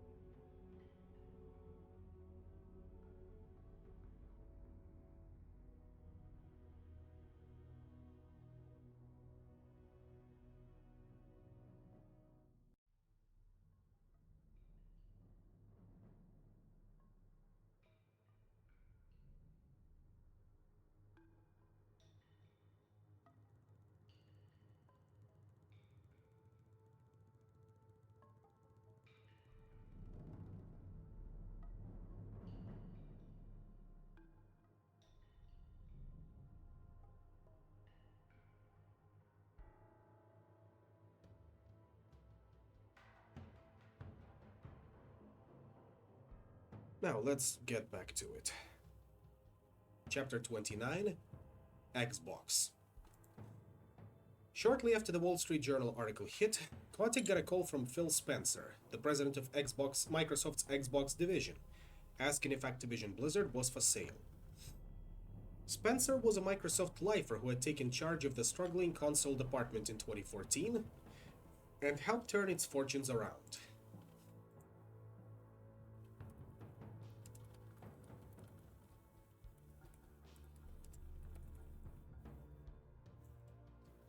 He had a slight paunch, wavy brown hair, and pronounced dimples that made him seem like he was always smiling.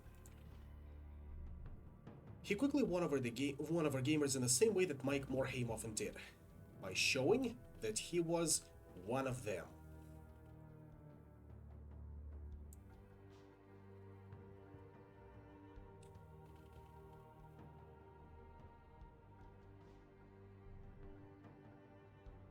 Second.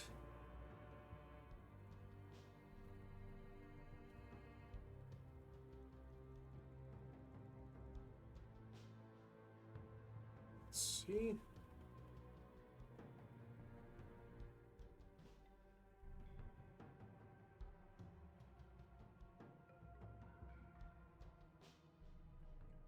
On a beer. If not, we're gonna have to do this the old-fashioned way.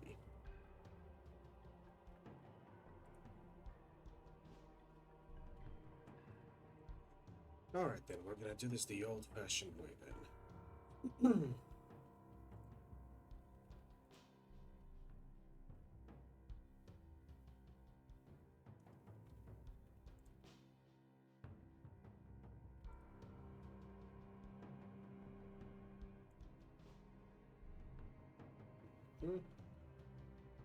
And there. Now it should appear any second now. In the meantime, where was I? In 2020, Spencer tweeted an image showing that he had played more than 420 Xbox games in the previous decade, racking up nearly 2,600 achievements in the process. He came off as an amicable, respectful leader both to the outside world and within his company, where employees appreciated his candor and generosity.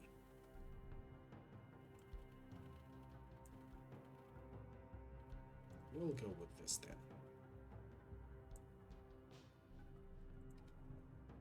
Spencer's strategy centered around a subscription service called Xbox Game Pass that was often described as Netflix for video games. Customers could pay monthly for access to a shifting lineup of software, including day one releases of Xbox owned titles like Halo and Forza.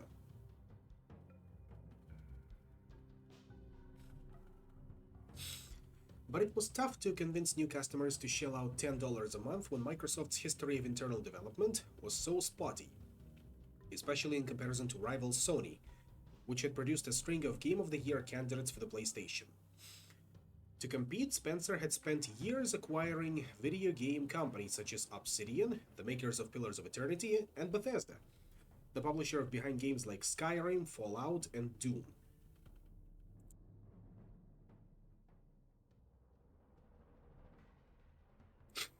Now, with Activision Blizzard stock sliding due to the misconduct scandal and Blizzard game delays, Spencer could land his biggest catch yet. Kotick looked around for a better offer but couldn't find one, and by January 2022, the deal was in place. Microsoft would buy Activision Blizzard for a total of $69 billion, the biggest deal in video game history. As groggy Blizzard employees woke up to headlines blaring on their phones and laptops, both companies cautioned that it would be a long time before the deal was finalized. The acquisition would have to be assessed by regulators of every country in which the two companies did business, and some of those regulators, such as the US Federal Trade Commission, suspected that it violated antitrust laws. Microsoft and Activision said they expected the process to take around 18 months, and they set a July 2023 deadline to make it happen. It also became clear that once the deal closed, Kotick would depart the company he'd been overseeing for more than 3 decades, a move that seemed unfathomable to Blizzard.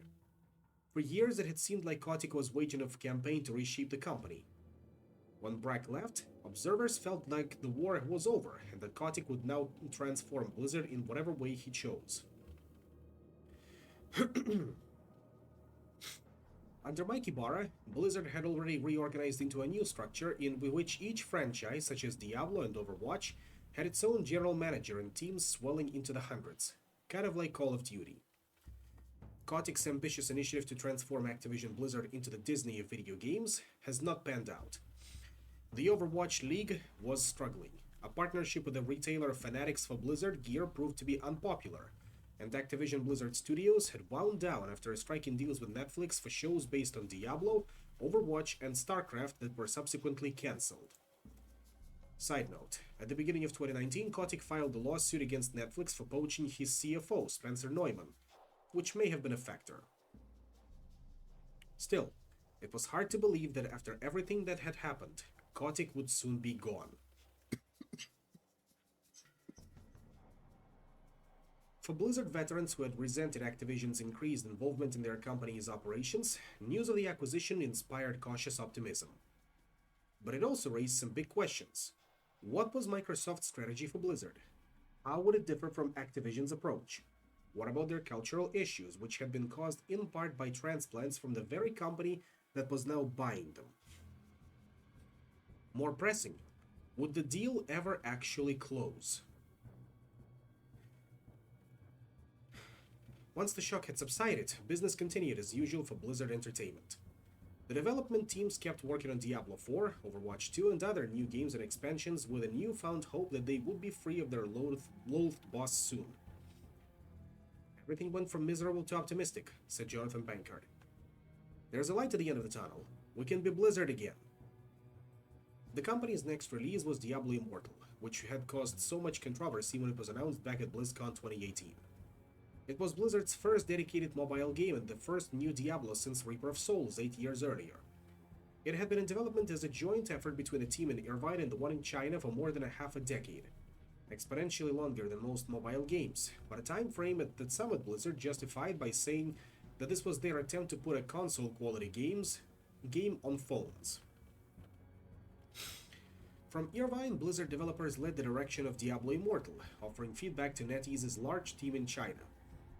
The Americans had to work odd hours, staying late to hop on video calls and using English Mandarin translators to facilitate every conversation.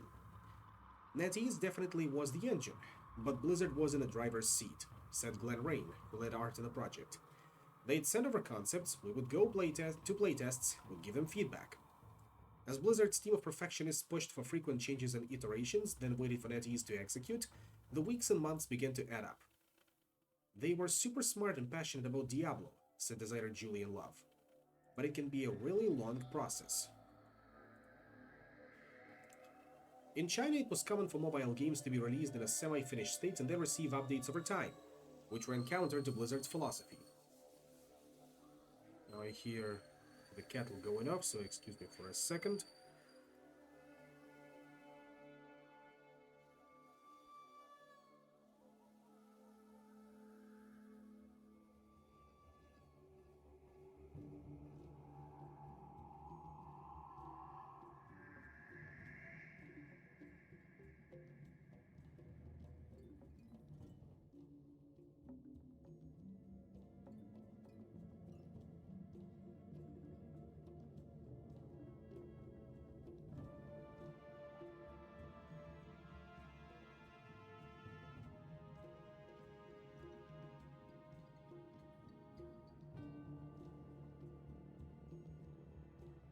Well, not exactly tea time, more like Thermax time. Or Terraflu, if you swing that way. Nevertheless, I'll need to wait until it cools off and then I'll drink it. Where were we? In China, it was common for mobile games to be released in a semi-finished state and then receive updates over time, which ran counter to Blizzard's philosophy. On a call with investors in 2019, NetEase executives hinted that the game was near completion, but Blizzard's developers believed otherwise. They were very surprised at our attention to detail, said Chris Zierhat, a senior systems designer. But at the same time, the reason they wanted to partner with us was because of Blizzard's quality and attention to detail. Diablo Immortal, like most mobile games, would be free to play and generate revenue through microtransactions. To try and make the concept more palatable to Blizzard fans, Diablo Immortal director Wyatt Cheng and commercial lead Joshua Liu put together a list of core principles for their approach to in-game payments.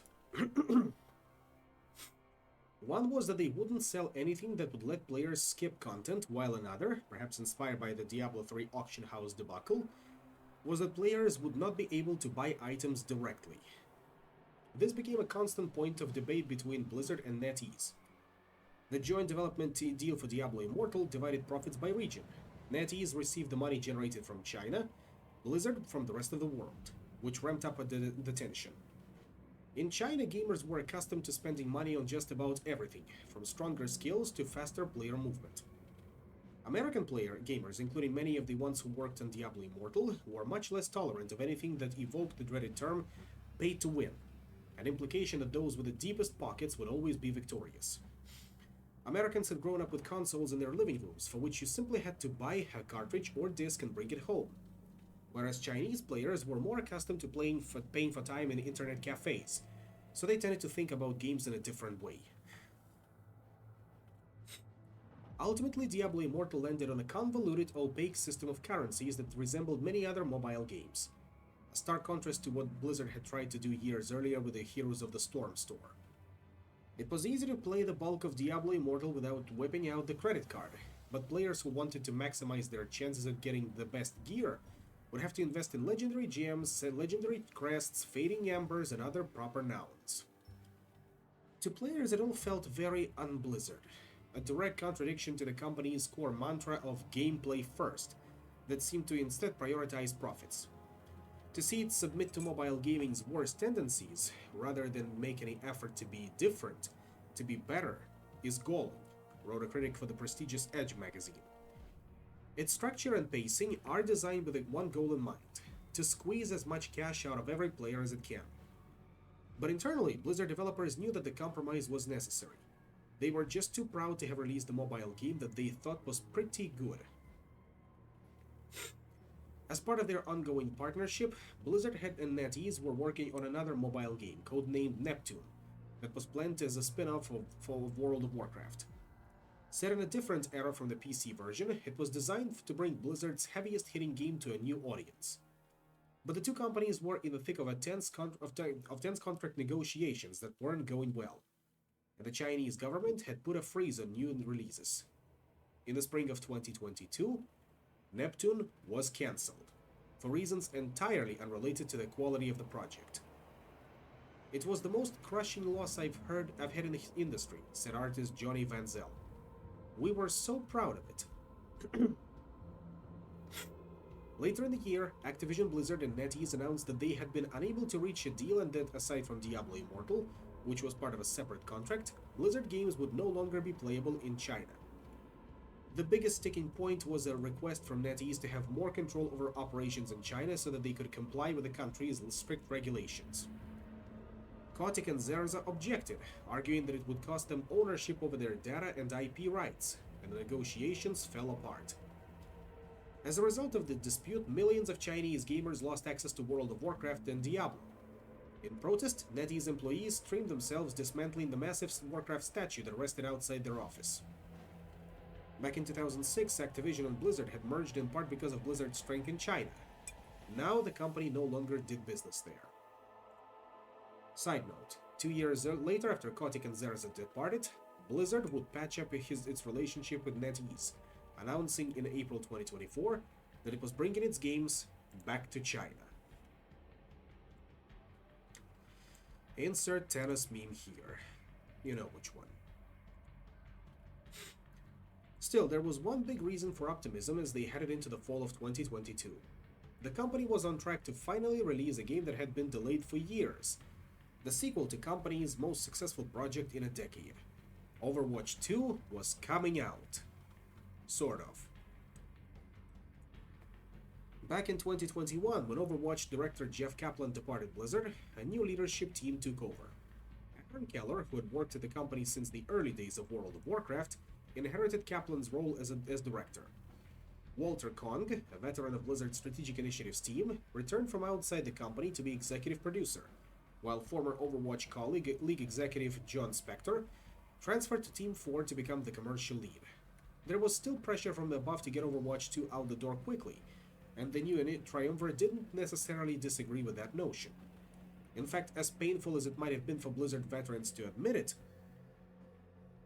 they didn't want... They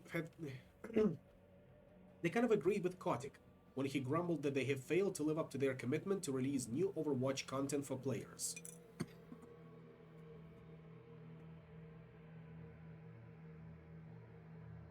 To make Overwatch 2 a successful live service game, they needed to add more developers to their team.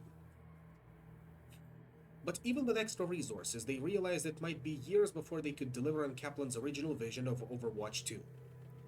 The team had made some progress on the PvP, a continuation of the first game's competitive multiplayer that would rework the heroes, add new game modes, and reduce teams from 6 to 5 players. But the ambitious PvE components still weren't coming together and might not be ready for a long time. It was reminiscent of the problems that they faced on Titan a decade earlier, and the solution was similar. Keller and the leadership team decided to decouple the PvP from PvE. In 2022, they released the competitive multiplayer portion of Overwatch 2, and the rest would follow down the road. In a video explaining the decision to the public, Keller explained that they were rethinking Overwatch 2 with a singular goal of ensuring it is a living game. He went on to lament that they had neglected players by pivoting to focus entirely on the sequel. Honestly, we've let you down when it comes to delivering Overwatch content, he said. Overwatch 2 came out on October 4th, 2022.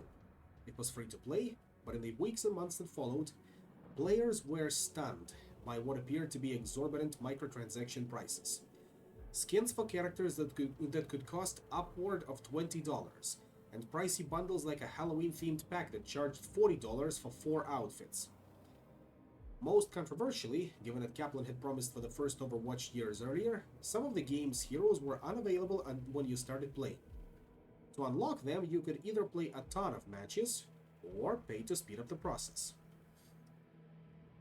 Loot boxes had fallen out of fashion in the years after Overwatch thanks to EA's Star Wars Battlefront 2 2017, which used digital treasure boxes in such a brazenly exploitative way that politicians in the United States and Europe began talking about regulating them as gambling.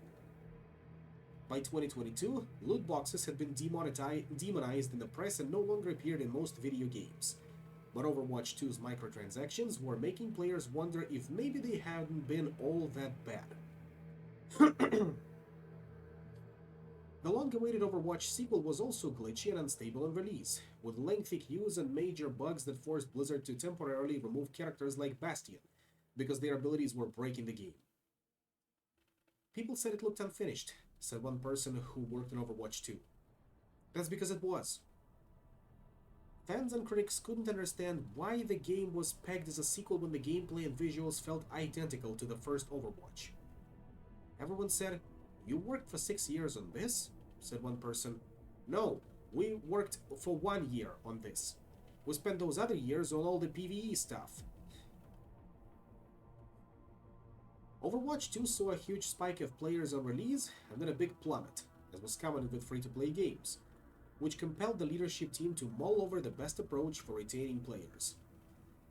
Then they started wondering, how realistic was their approach to PvE? They essentially had 2 games on their hands. One was a live service game that would require a team of hundreds to regularly release new cosmetics, new events, and several characters per year. The other, an ambitious PvE portion that they called Hero Mode, might require a team of hundreds to work for years without releasing anything new. The split focus spoke to a fundamental question that the Overwatch team and Blizzard at large was now forced to answer. Did they still live in a world where one of their teams could squirrel away for half a decade and then emerge with a new game? In May 2023, Keller dropped the news that while the team still planned to release new PvE story missions, they were canceling Hero Mode. In an interview with the website GameSpot, he explained that the scope was too big, the ambitions were too high, and they didn't want to repeat the same mistakes they'd made on the first game. "We couldn't save up all of that content over the course of what was looking to be at least the next several years to finish it," Keller said. Their logic was sound, but the news was still poorly received. To fans, the promise of something new and different was what justified calling this game Overwatch 2 in the first place. Otherwise, it just felt like more of the same, the Call of Duty-fication of Blizzard's superhero series. Most of all, worst of all, Overwatch 2 had replaced the first game, which could never be played again. Just like Warcraft 3. Overwatch had been a cultural sensation, a smash hit that came out of nowhere to reach millions of players and generate billions of dollars. But the landscape of video games had changed. The industry was now stuffed full of live service games, from Fortnite to Genshin Impact to Activision's own Warzone, and each of them battled for players' time in ways that weren't quite as palpable back when games had real endings. In an oversaturated market, Overwatch 2 had more competition than the first game ever had, and thanks to its lengthy development cycle, the expectations were even higher. It would be some time before Blizzard could truly gauge whether Overwatch 2 was a successful release, but early signs weren't promising. It certainly wasn't enough to save the lofty venture that had once been hyped as the NFL of video games. Nobody really wanted to talk about the Overwatch League's biggest problem. Overwatch wasn't very fun to watch. Sure, the league had brought in hundreds of thousands of viewers for its biggest matches, but with its jittery first-person camera and busy visual effects, Overwatch could be impenetrable to people who didn't play it. A third-person viewer was less nauseating but even harder to follow, as teams of characters leaped in the air and shot rows of projectiles at unclear targets. It was one of the fundamental flaws of esports as a whole. Competitive video games were impossible to comprehend unless you already knew the ins and outs of those games. The average viewer didn't need much knowledge to understand the marvel of a one-handed touchdown catch or a circus half-court shot, but they'd struggle to perceive what made a pentakill so impressive, or how that Reinhardt player managed to use Earthshatter to take out an entire team. Overwatch League peaked in its first year and then declined from there, leading team owners to grumble that they had been sold a bag of magic beans. After the first wave of $20 million franchise fees, the league had charged even more for expansions, so the pressure to generate quick revenue was stronger than ever.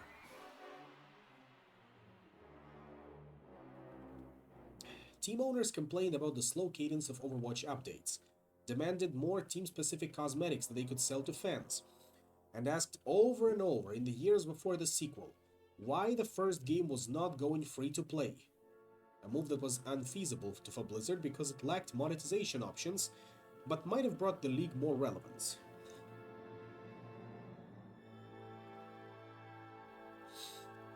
Due to the lack of new content, the game's player count had fallen significantly. You can almost project the growth of your viewership based on the growth of the audience who's playing the game, said one Overwatch League executive.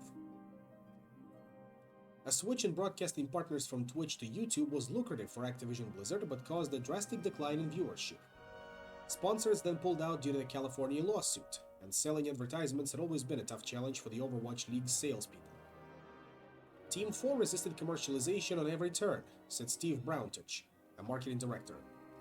We had a deal at one point for BMW to sponsor the game and the league when BMW wanted to put a car in the game.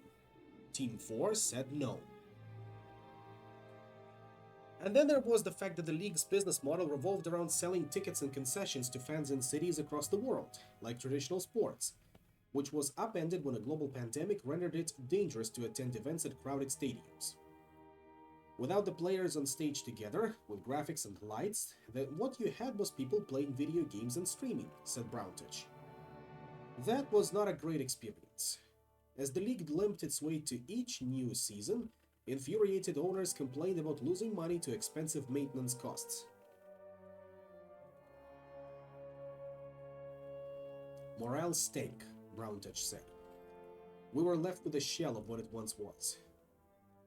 By the end of 2021, high-level executives and developers across the company were suggesting that they killed the Overwatch League, arguing that the business model didn't work and that they had damaged their relationships with team owners. Heading into 2022, staff hoped that Overwatch 2 would reinvigorate the struggling esports league with a surge of new players and press attention. It's a little stormy, but you can see the lighthouse, said Andy Ogletree, a brand marketing manager. But the sequel didn't deliver the growth that team owners were hoping to see. In the summer of 2023, 5 years after the Overwatch League's illustrious kickoff, Activision Blizzard declared in an earnings report that the department's operations continue to face headwinds, and that the owners would vote on a new operating agreement later in the year. If they voted not to continue the league, each team would receive a $6 million kill fee. By November, it was official. The Overwatch League was dead. Although Blizzard would continue supporting Overwatch esports with external partners, the city-based teams were no more. Kotick had set out to create the NFL of video games. What emerged instead was more like the XFL.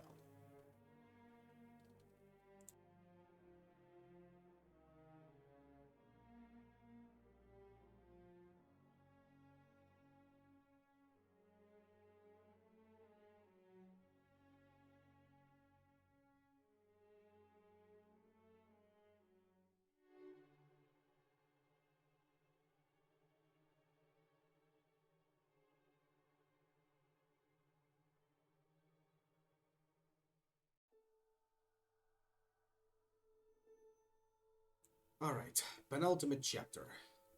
Chapter 30. A New Era. In the beginning of 2023, Blizzard lead engineer Brian Birmingham got a call from a manager saying that they would have to lower the score on one of their employees' yearly evaluations. Birmingham, the respected veteran who had led World of Warcraft Classic, said he wasn't comfortable with this, but the manager said it was necessary. They needed to fill a quota. Claudine Naughton had departed Activision Blizzard in 2021, and Blizzard's leads had believed that after company-wide pushback, including a letter that many of them, including Birmingham, had signed, they'd fended off the stack ranking policy she had shepherded.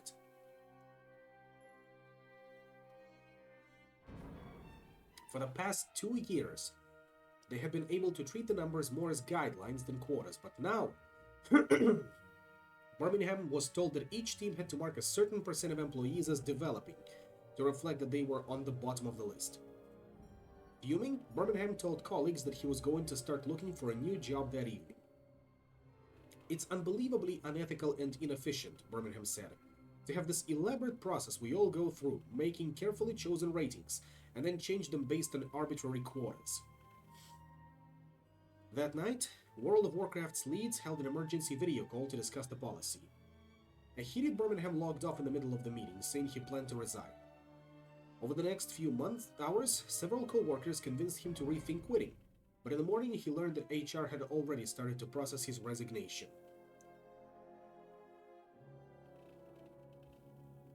He sent out a lengthy email to his colleagues, explaining the situation, writing that this sort of policy encourages competition between employees, sabotage of one another's work, a desire for people to find low-performing teams that they can be the best-performing worker on, and ultimately erodes trust and destroys creativity. Birmingham, who had spent 17 years at Blizzard, wrote that he could no longer work for the company if the status quo continued. If this policy cannot be reversed, then the Blizzard Entertainment I want to work for does not exist anymore, he wrote. Minutes later, Birmingham watched his access to company servers disappear and began feeling conflicted emotions. Stress over future finances, pride that he had stood up for his team, regret that he hadn't been able to protect them. I missed the opportunity to work on such a cool product, but at the same time, I still wouldn't go and work for a place that wanted to mandate stack ranking, Birmingham said. I guess what I really wish is, I wish that weren't true, so I could work there again.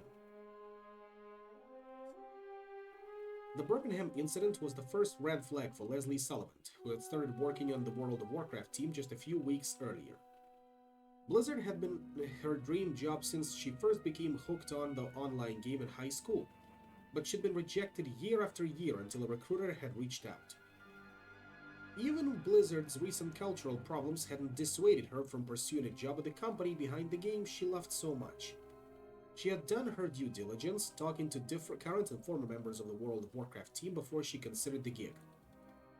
It sounded like they had really cleaned house, really held themselves accountable after all of the lawsuit stuff, Sullivan said.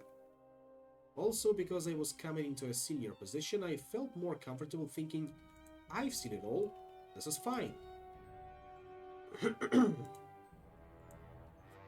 Before she accepted the offer, Sullivan asked the company's HR staff about their policy on remote work as the pandemic subsided. She lived in Los Angeles, and her commute to the Irvine campus was an hour and a half each way, so this was a potential deal breaker. She was pregnant, about to have her second child, and she knew that pumping breast milk at the office would be a hassle. The written response I got was, "It's up to you and your manager," she said. It was clear that Blizzard would be asking employees to return to the office at some point later in the year, but the details remained ambiguous. I took that to mean, great, I can finally work it out with my manager.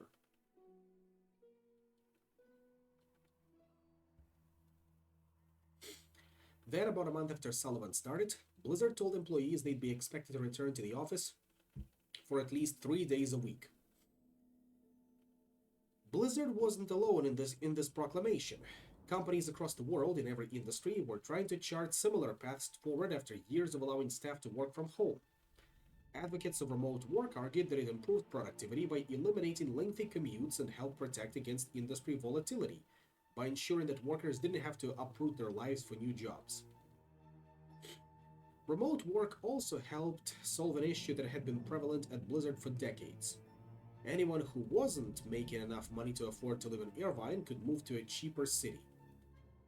Blizzard president Mike Ibarra, on the other hand, argued that creative collaboration was easier in person, that newer staff were missing out on mentorship by working from home, and that being together was better for company morale and loyalty. He wanted the bulk of staff back on Blizzard's Irvine campus, where he expected a hybrid schedule of 2 days home, 3 days in the office. He said that Blizzard's data showed a massive improvement in productivity when employees were on campus, but as a compromise, each team would allow 20%, later changed to 30%, of its staff to work remotely, based on department heads' discretion. Employee frustrations only grew worse when they subsequently learned that 1. Blizzard hadn't hit its revenue goals for the previous year, so they would get only 58% of their bonus targets, and 2. Blizzard would be weighting profit-sharing bonuses toward the teams that released successful products, the policy that Kotick had been trying to enact for years. As the issues cascaded, Ibarra called an all-hands meeting in February 2023. He said that switching to a hybrid schedule had itself been a compromise that benefited employees. The best thing for the business would be for us to be here 5 days a week like we were before the pandemic, he said. As the meeting continued, employees began to grumble that his answers were unsatisfying and sometimes even offensive. When asked about compensation woes and pay raises failing to keep up with inflation, Ibarra said they were working on options to improve the situation. And we're also looking at disciplines, he said. Some disciplines aren't just long-term disciplines to be in. This comment led to instant outrage. Sure, roles like QA and customer service were often stepping stones to other departments, but there were plenty of people who had worked in those roles for a decade or more. Wasn't it best for the businesses if their experience was retained and rewarded? Then, responding to a question about whether the highest paid employees would cut their own salaries to help lower level staff, Ibarra said that if someone believes that executives are making a lot of money and the employees aren't, you're living in a myth. The 2022 compensation packages for Activision Blizzard executives included $7,282,786 for President Daniel Alegre, $11,242,362 for Chief Administration Officer Brian Bulatao, and $12,087,986 for Armin Zerza.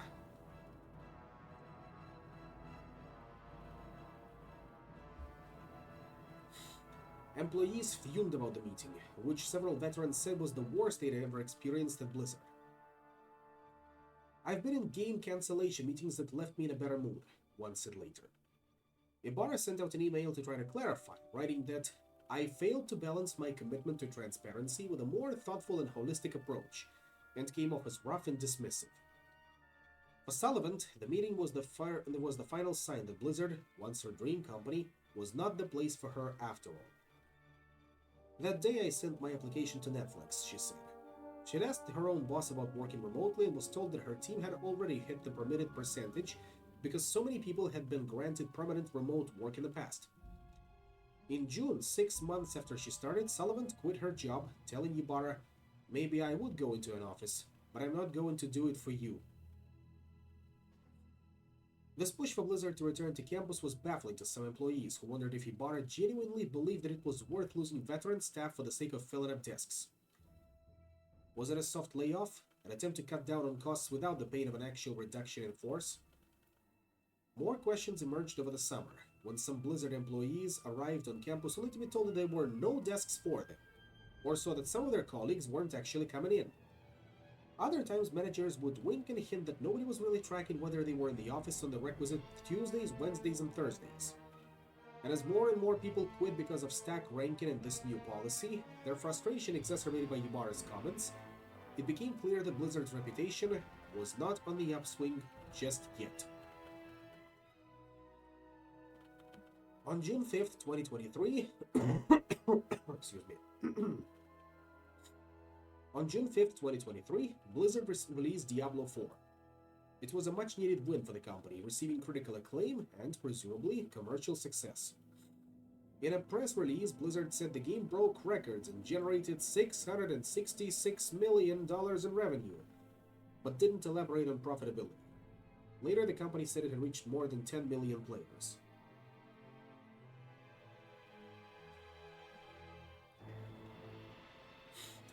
The development of Diablo 4 had been lengthy and exhausting, hampered by catastrophes. The director and lead designer were fired in the wake of the California lawsuit. The story was rebooted multiple times, and the team was understaffed for its first few years until it suddenly received an influx of new people, which caused its own set of problems.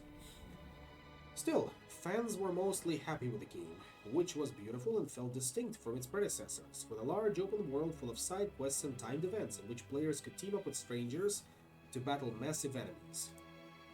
Side note, like its predecessor, Diablo 4 drew complaints in the months after release as players grew disappointed with the endgame. And like its predecessor, Diablo 4 fixed the problem with a patch released in May 2024 that overhauled the gear system. But there was one crucial difference. Diablo 3's update was called Loot 2.0, while Diablo 4's was Loot Reborn. Like Overwatch 2 before it, Diablo 4 also charged big bucks for cosmetic improvements. As one IGN headline declared, now Diablo 4 is out in the wild, the true horror of its costly microtransactions has revealed itself. This time, Diablo was determined to avoid another decade-long hiatus between new Diablo releases. Before they'd even finished Diablo 4, the team had pieced together a plan for releasing new content, starting with an expansion called Vessel of Hatred, as part of a new company-wide structure that aimed to support games on a more consistent cadence. A couple years earlier, Blizzard had reorganized in a big way, shifting from teams based on games into teams based on franchises. Now, rather than have dedicated company leaders for each product, there were general managers in charge of Warcraft, Diablo, and Overwatch. Each of these franchise departments would employ hundreds of developers to work on both ongoing content and new games. It was a structure that Kotick had been pushing for years based on the success of the Call of Duty model, which relied on multiple teams working in parallel to create a predictable schedule. The GM for the Diablo franchise was Rod Ferguson, a veteran producer who had worked on games like Gears of War and had a reputation for being a tenacious closer. Under Ferguson, Diablo 4 had a plan for the next 10 years. A live team would work on patches and seasons while others developed the next two expansions and even a new game, whatever that might look like.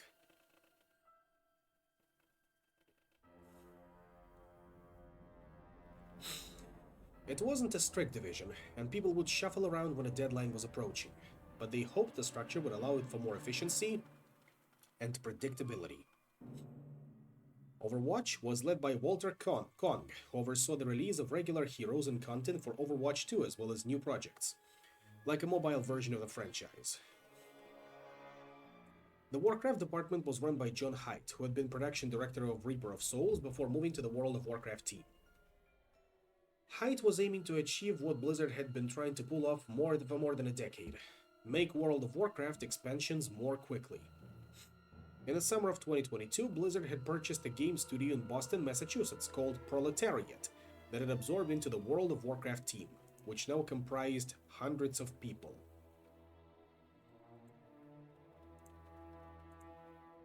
The most recent expansion, Dragonflight, was received well by players and critics. I can't help but be impressed at how a handful of new ideas, along with major facelifts to some old ones, breathe new life into Blizzard's flagship title, wrote one reviewer. Just after the release of Dragonflight, Blizzard saw the return of a beloved veteran, Chris Metzen, whose infectious, booming energy had played a key role in the creation of so many franchises over the years.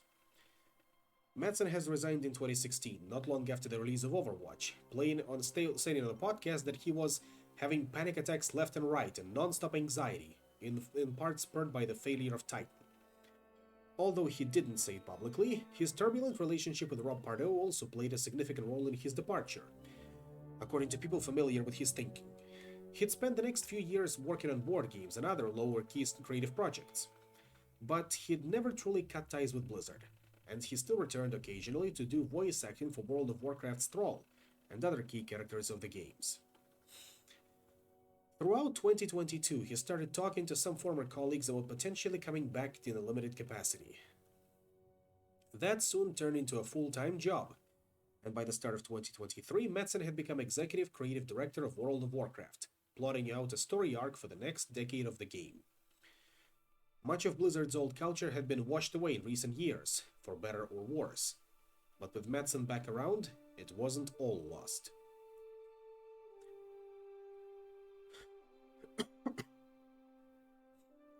By the summer of 2023, dozens of countries had rubber-stamped Microsoft's planned acquisition of Activision Blizzard. It would have already been official if not for two holdouts. One was the United States Federal Trade Commission, led by a firebrand named Lina Khan, who preached about pursuing antitrust laws more aggressively. But during a July court battle, Khan's department failed to convince a judge that the deal was illegal, largely because of a commitment from Xbox to keep publishing Call of Duty games on rival PlayStation platforms for at least the next 10 years. When the FTC lost, the second holdout, the United Kingdom, subsequently relented and agreed to approve the deal in exchange for a few insignificant concessions.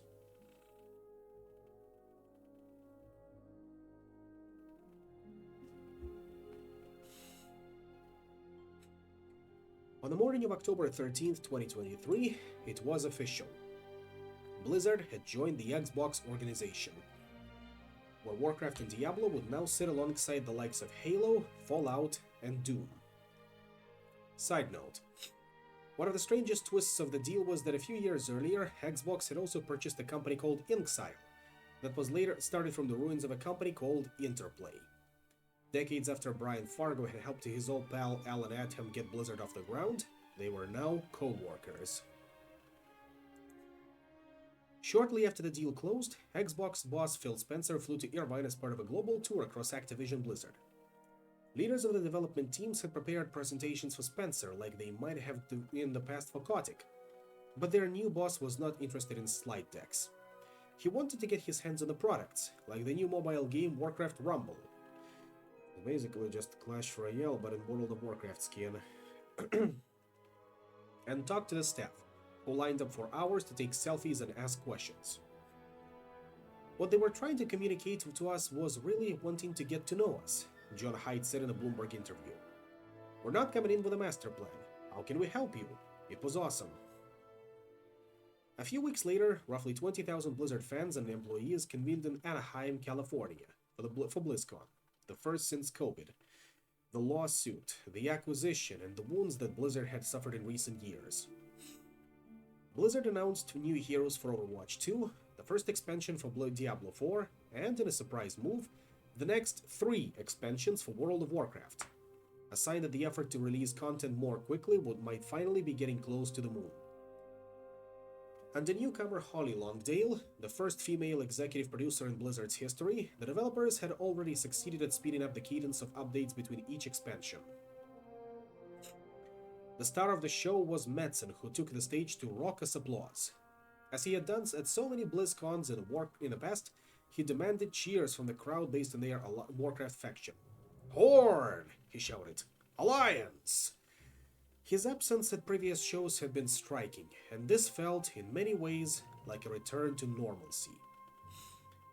On the second floor of the convention center, Alan Adham met up with his wife, son, and daughter, the family he had once quit Blizzard to raise, and took them around the show floor. Even he would have to admit that Blizzard wasn't the same place anymore. The company was no longer ranked among the industry's best workplaces or the world's favorite gaming brands. They would no longer be able to get away with stamping their logo on a box full of rocks. But as fans gathered to speculate about the future of World of Warcraft, there were good reasons to be hopeful. At Microsoft, Blizzard was a small cog in a trillion-dollar franchise. Now, delaying the next Overwatch or Diablo wouldn't require board approval or sink the company's stock price. The company behind Office and Windows didn't need to rely on shipping new games every fall to hit its revenue targets, which meant there would be no longer demands for extreme predictability to ensure growth every year. Under Phil Spencer, the Xbox division had become known for giving its studios autonomy to make their own calls, and he told Mike Ibarra that he wanted to do the same for Blizzard. Sometimes, when you're part of Activision Blizzard, I'll be honest, there are certain things where I go, wonder why we have to run this by whoever, Ibarra said in a Bloomberg interview.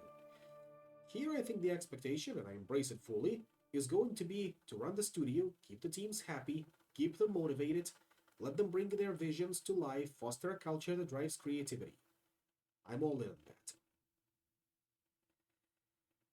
Outside in Anaheim, some fans were seeing one another in person for the first time in 4 years, hugging as they met up with long-time World of Warcraft guildmates. Some attendees had grown up playing the likes of Warcraft, StarCraft, and Diablo. Others were newer fans who had perhaps been introduced to the company's library through Hearthstone or Overwatch. All were there because of what Blizzard had created over the last 3 decades. Because they'd spent long, bleary-eyed nights raiding the Lich King or battling hordes of screaming Zerglings. Alan Adham and Mike Morhaime had always believed that video games were unique in their ability to bring people together. And now, even after everything the company had been through, BlizzCon continued to prove out that hypothesis. Now, if you'll excuse me for a second, I need to quickly do one thing.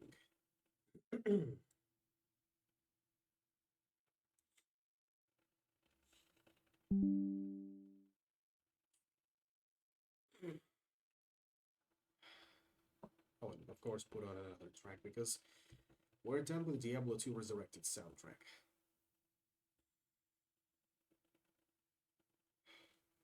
Let's put on Diablo 4 soundtrack. Sure, why not?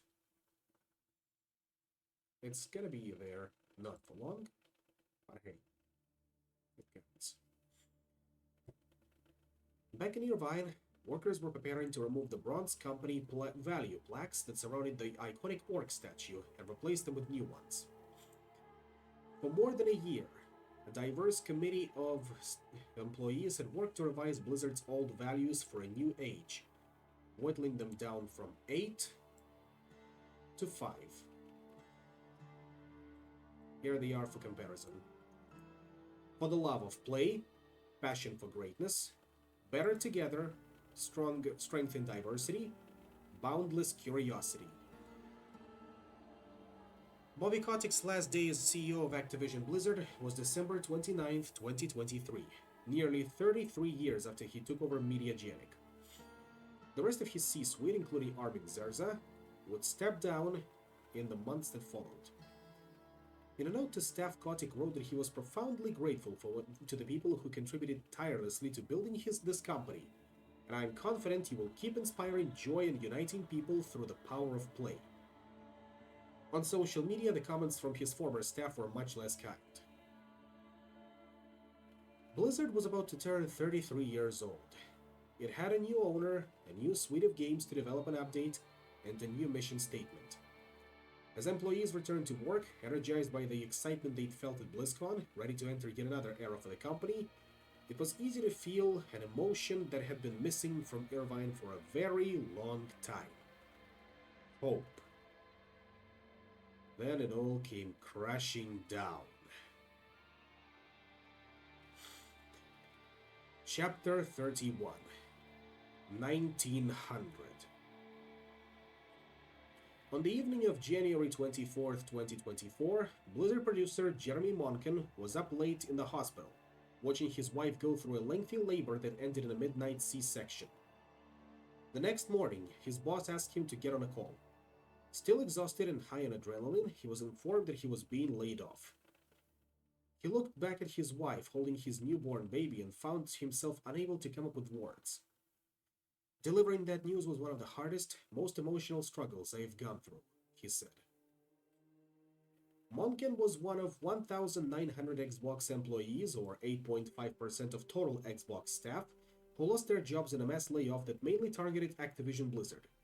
Not just in departments that might have been redundant like legal and marketing, but deep into development teams of games like Overwatch 2 and Diablo 4. Some of the people who had lined up to take selfies with Phil Spencer during his Irvine visit were now looking for new jobs. It just seemed like new age. We were joining the Xbox Games family and everything was going to be great, Monken said. This was completely blindsiding.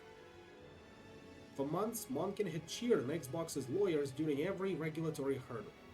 He had been incubating a new game with a small team who were told by Blizzard higher-ups that it was unlikely to come to fruition under the Kotick regime. All of the internal discussion was that the green light is completely dependent on the Microsoft acquisition coming through, Monken said. He was exhilarated when the deal was closed, and now, 3 months later, he had been rewarded with a layoff. Others had relocated to Irvine because of Blizzard's stringent new return-to-office policy, like Brad Sirazaga, a veteran artist who was asked to move from Texas to join Blizzard in the summer of 2023. 5 months later, he woke up to a call from his brother asking if he had seen the news. He rushed into the office where he was ushered into a meeting room and told that he and many of his colleagues were out of a job, effective immediately. They weren't even allowed to go back to their desks and collect their things. Now he was stuck in a long-term lease for an Irvine apartment that cost more per month than his mortgage payments. I sacrificed a lot to be in here, and I felt completely betrayed, Sierzega said. At the start of 2024, the video game industry was in a rough place. Big game publishers had swelled to keep up with pandemic demand and now found themselves overstaffed, while rising interest rates put an end to a brief period of easy borrowing. Every major game company was cutting hundreds, if not thousands, of jobs, and Activision Blizzard was no exception. Kotick and his circle had been planning this layoff before the Microsoft deal even closed. Still, there was an optimistic, if perhaps naive, belief among Blizzard staff that their new owners were different. The one that was squashed when Phil Spencer offered the same kind of cold business jargon that Blizzard had heard from previous executives. Together, we've set priorities, identified areas of overlap, and ensured that we're all aligned on the best opportunities for growth, Spencer wrote to his employees. Mike Ibarra, too, was asked to leave Blizzard after 2.5 years at the wheel. His policies had been broadly unpopular with staff, and the disastrous February 2023 meeting still hung over him, but he had still hoped to be the company's president for years to come. Someone will drag me out of Blizzard, he had told Bloomberg at BlizzCon 2 months earlier. Ibarra, an avid gamer who had often offered his opinion to development teams, sometimes to their dismay, had been looking to pivot away from the live service model. He had planned to cut down on microtransactions in Diablo 4 and reboot Overwatch, which had underperformed throughout 2023. But he had made some enemies during the 2 decades he'd spent at Xbox before joining Blizzard, and now the company was moving on. Blizzard's next president was Johanna Faries, who had spent 5 years as Activision Blizzard as an executive in Call of Duty, first in esports, then overseeing the games, and 11 years in the NFL before that. Faries had been meeting with top Blizzard staff for more than a year before joining the company as Chief Operating Officer to oversee the business under Ibarra, but instead, she was given his job. She had a good reputation as a manager, but some Blizzard staff worried that her gaming background was limited, and that she'd come from Activision given everything they'd been through. In her first few weeks, Faries held a series of meetings with Blizzard leaders and staff to take their questions, listen to their concerns, and try to win their trust. People asked where she planned to steer the company, and if she planned to reverse many of the controversial policies that had been enacted over the years, like stack ranking, return to office, and the profit-sharing overhaul, which had recently led to the Overwatch development team getting 0% of their bonus targets. Faries said she was evaluating it all. Xbox executive Matt Booty, who oversaw all of the company's studios, told Blizzard that he wanted them to continue developing new franchises and that despite the layoff, he and Phil Spencer still wanted the company to retain its autonomy. If there was one big difference between Booty and his predecessors, is that he had experience as a game developer. He told colleagues and subordinates that he understood that making games was as much an art as a science, and that he didn't think that a company could simply throw hundreds of people at a game just to produce content more quickly. He said he believed in giving creative teams the freedom to fail. Chris Metzen was still around, but the other Blizzard lifers had slowly trickled out, even those who had stuck around through the recent bad times. Sam Didier, who had set the artistic vision for so many of the company's games, retired shortly after BlizzCon 2023. Bob Fitch, one of the company's first employees, also left during the layoff. And, for the first time in Blizzard's 33-year history, neither of the founders worked there anymore.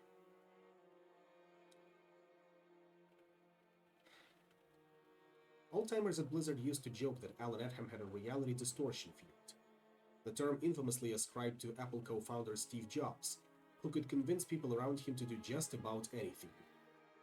When he came back to Blizzard in 2016 following his 12-year absence, Edham tried to take that same approach to his new initiative, incubation, by following the old playbook, identifying an exciting genre without too much competition and developing a slick, polished version that beat out the other contenders. But all these years later, he no longer had the same effect in the company he'd founded, and he was no longer able to get games finished through sheer will. Adham had found some success overseeing Diablo Immortal and Diablo 4, before handing them off to the other executive producers. But by 2024, his incubation projects had failed. One of the most significant was Orbis, the Warcraft version of Pokemon Go. It suffered from several big issues, including attrition, scope creep, and the pandemic throwing a massive wrench in the idea of a game that required players to go outside and visit new locations. But the biggest problem was combat, which the Orbis team was never able to nail down.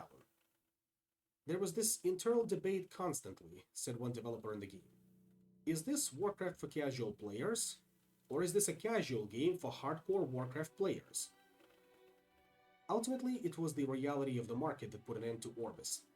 Other games that had tried to ape Pokemon Go's augmented reality gameplay, even in popular franchises like Harry Potter, failed to find an audience and were shut down shortly after they launched.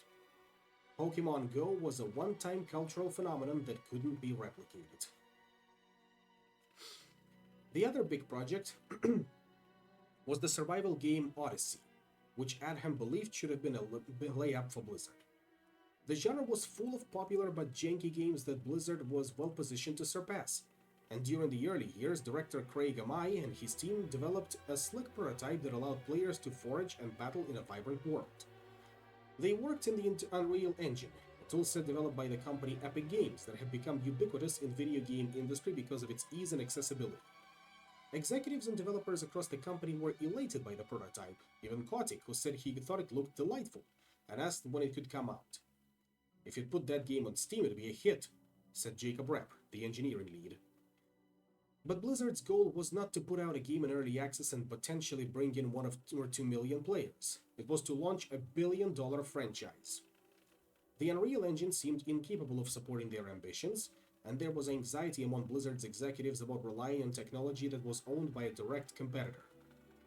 Their solution was an engine called Synapse, which had originally been planned as a company-wide initiative, but instead wound up folded into Odyssey. Adham was against the switch, arguing that it was too risky, and it would add too much time to the schedule, but several other executives pushed for it. It had a lot of issues, said Repp. A lot of really speculative, big bad technical items they really wanted to do that had never been proven, just added risk. Under pressure from Kotick and Zerza to expand the team and get Odyssey out the door in a timely fashion, Blizzard brought in Dan Hay, a Ubisoft veteran who had helmed games in the popular Far Cry shooter series. Ubisoft had a long history of developing massive games with teams comprising thousands of people, and the higher-ups hoped that Hay would bring that kind of structured rigor to the game's development timeline.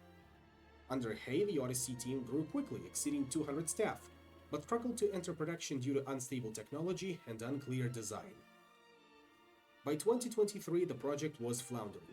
Many of the original Synapse engineers had departed when the tech was attached to Odyssey, and Blizzard had trouble hiring senior programmers for all sorts of reasons. PR issues, unpopular policies, and so on. The new engine remained incapable of bringing Odyssey to completion, so some of the artists worked in Unreal, knowing that they'd probably have to throw away their work and redo it all again from scratch. Then, as part of the mass layoff, Odyssey was cancelled. A Blizzard spokesman told Bloomberg that the move was made as part of a focus on projects that hold the most promise for future growth. Most of the developers were laid off, while a few would remain with Hay to begin incubating, of all things, a new StarCraft shooter. Perhaps after StarCraft Ghost and Ares, the third time would be the charm. Excuse my frustration for this. Adham had stepped back from direct supervision of Odyssey to take a new title, Chief Design Officer, which put him in charge of mentoring developers and bringing back a development ethos that he felt had been missing from Blizzard since Rob Pardo departed. He had been giving talks at conferences and having lunch with designers across the company, trying to impart some of the old values that he thought had given Blizzard success over the years. Chestnuts like concentrate the cool, and of course the old don't theory. The trick is to invite people in without losing your hardcore gamer soul, he said during one talk. But now, at age 57, with his incubation projects dead and his responsibilities fuzzy, Adham was ready for another change. His kids were heading off to college, the company was about to enter a new era under Xbox, and as part of the layoff process, he decided to make his exit. 33 years after he first assembled desks at a tiny office alongside Mike Morhaime and Frank Pierce, Alan Adham left Blizzard for the third and perhaps final time.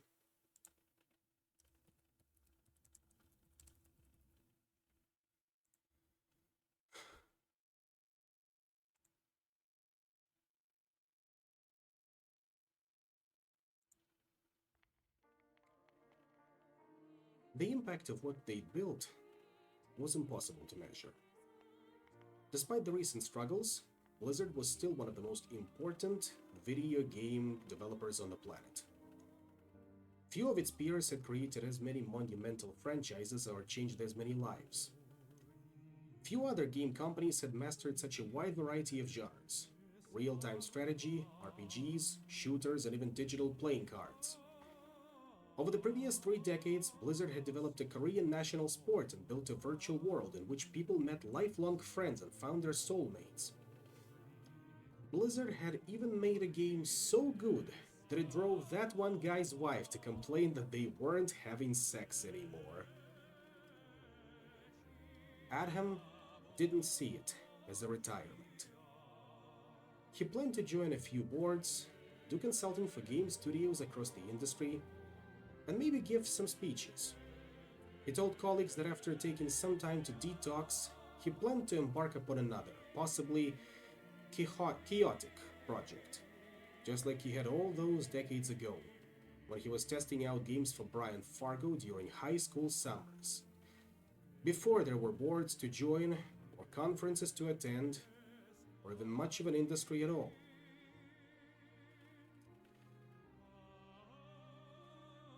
He thought he might develop his own video game.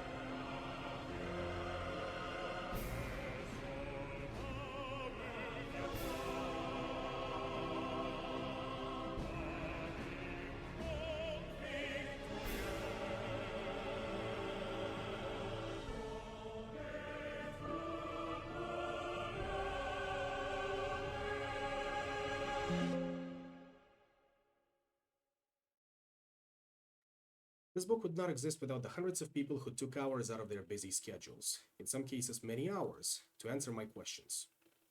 To every single person who spoke to me for this book, who joined me for coffees and lunches and video calls and put up with my endless calls and texts, whether you were on or off the record, I am grateful for your patience. Thank you. A big thank you to my wonderful editor Jacqueline Young, a master at trimming the fat. Thanks to my agent Charlie Olson, to Lindsay Blessing, and the rest of the team at Inkwell Management. Thanks to Estefania Aquavita, Lionel Orobez, Jeff Holt, Rebecca Holland, Albert Tang, Ben Sevier, Colin Dickerman, and everyone else at Grand Central Publishing who brought this book to life. Thanks to Matthew S. Burns, Nathaniel Chapman, Duke Kreutz, Cecilia D'Anastasio, Kirk Hamilton, Stephen Totilo, and several others for early feedback. Thanks to my fantastic colleagues at Bloomberg, including Brad Stone, Tom Giles, Molly Schutz, Chris Palmieri, Lucas Shaw, Mark Millian, and Felix Gillette. Much love and gratitude to my parents, to SAFTA for everything, and to the rest of my family, Rita, Owen, Jonah, Pam, and David. Thanks to Amanda, my best friend and partner in crime, the best mom in the world. And to Sophie and Noah, who never fail to crack me up.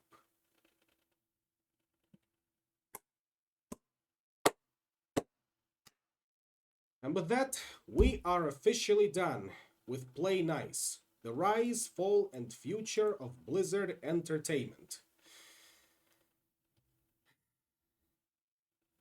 What a ride, huh? Closing side note from me, you've probably seen a couple of new releases from Blizzard as of late. Most likely, you've seen news about remaster of Warcraft 1 and 2 that they released. There were, of course, accusations leveled at them using AI upscaling for the texture work. For some quality of life changes as being able to select more than 4 units at once, which is convenient for modern gamer. And yeah, it was a journey, alright. As always, hopefully they get their act together, but I am not holding out too much hope again for that.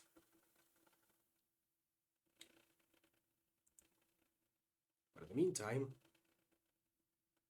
I thank you all for coming, and I will see you all tomorrow. Tomorrow's Wednesday, which means we're gonna be starting a new RPG. And I've decided on what we're going to be playing at that point. Most likely, we're finally going to be finishing off the New York trilogy of Vampire the Masquerade games. Specifically, we're going to be playing Vampire the Masquerade, Reckoning of New York. See you tomorrow. Peace out.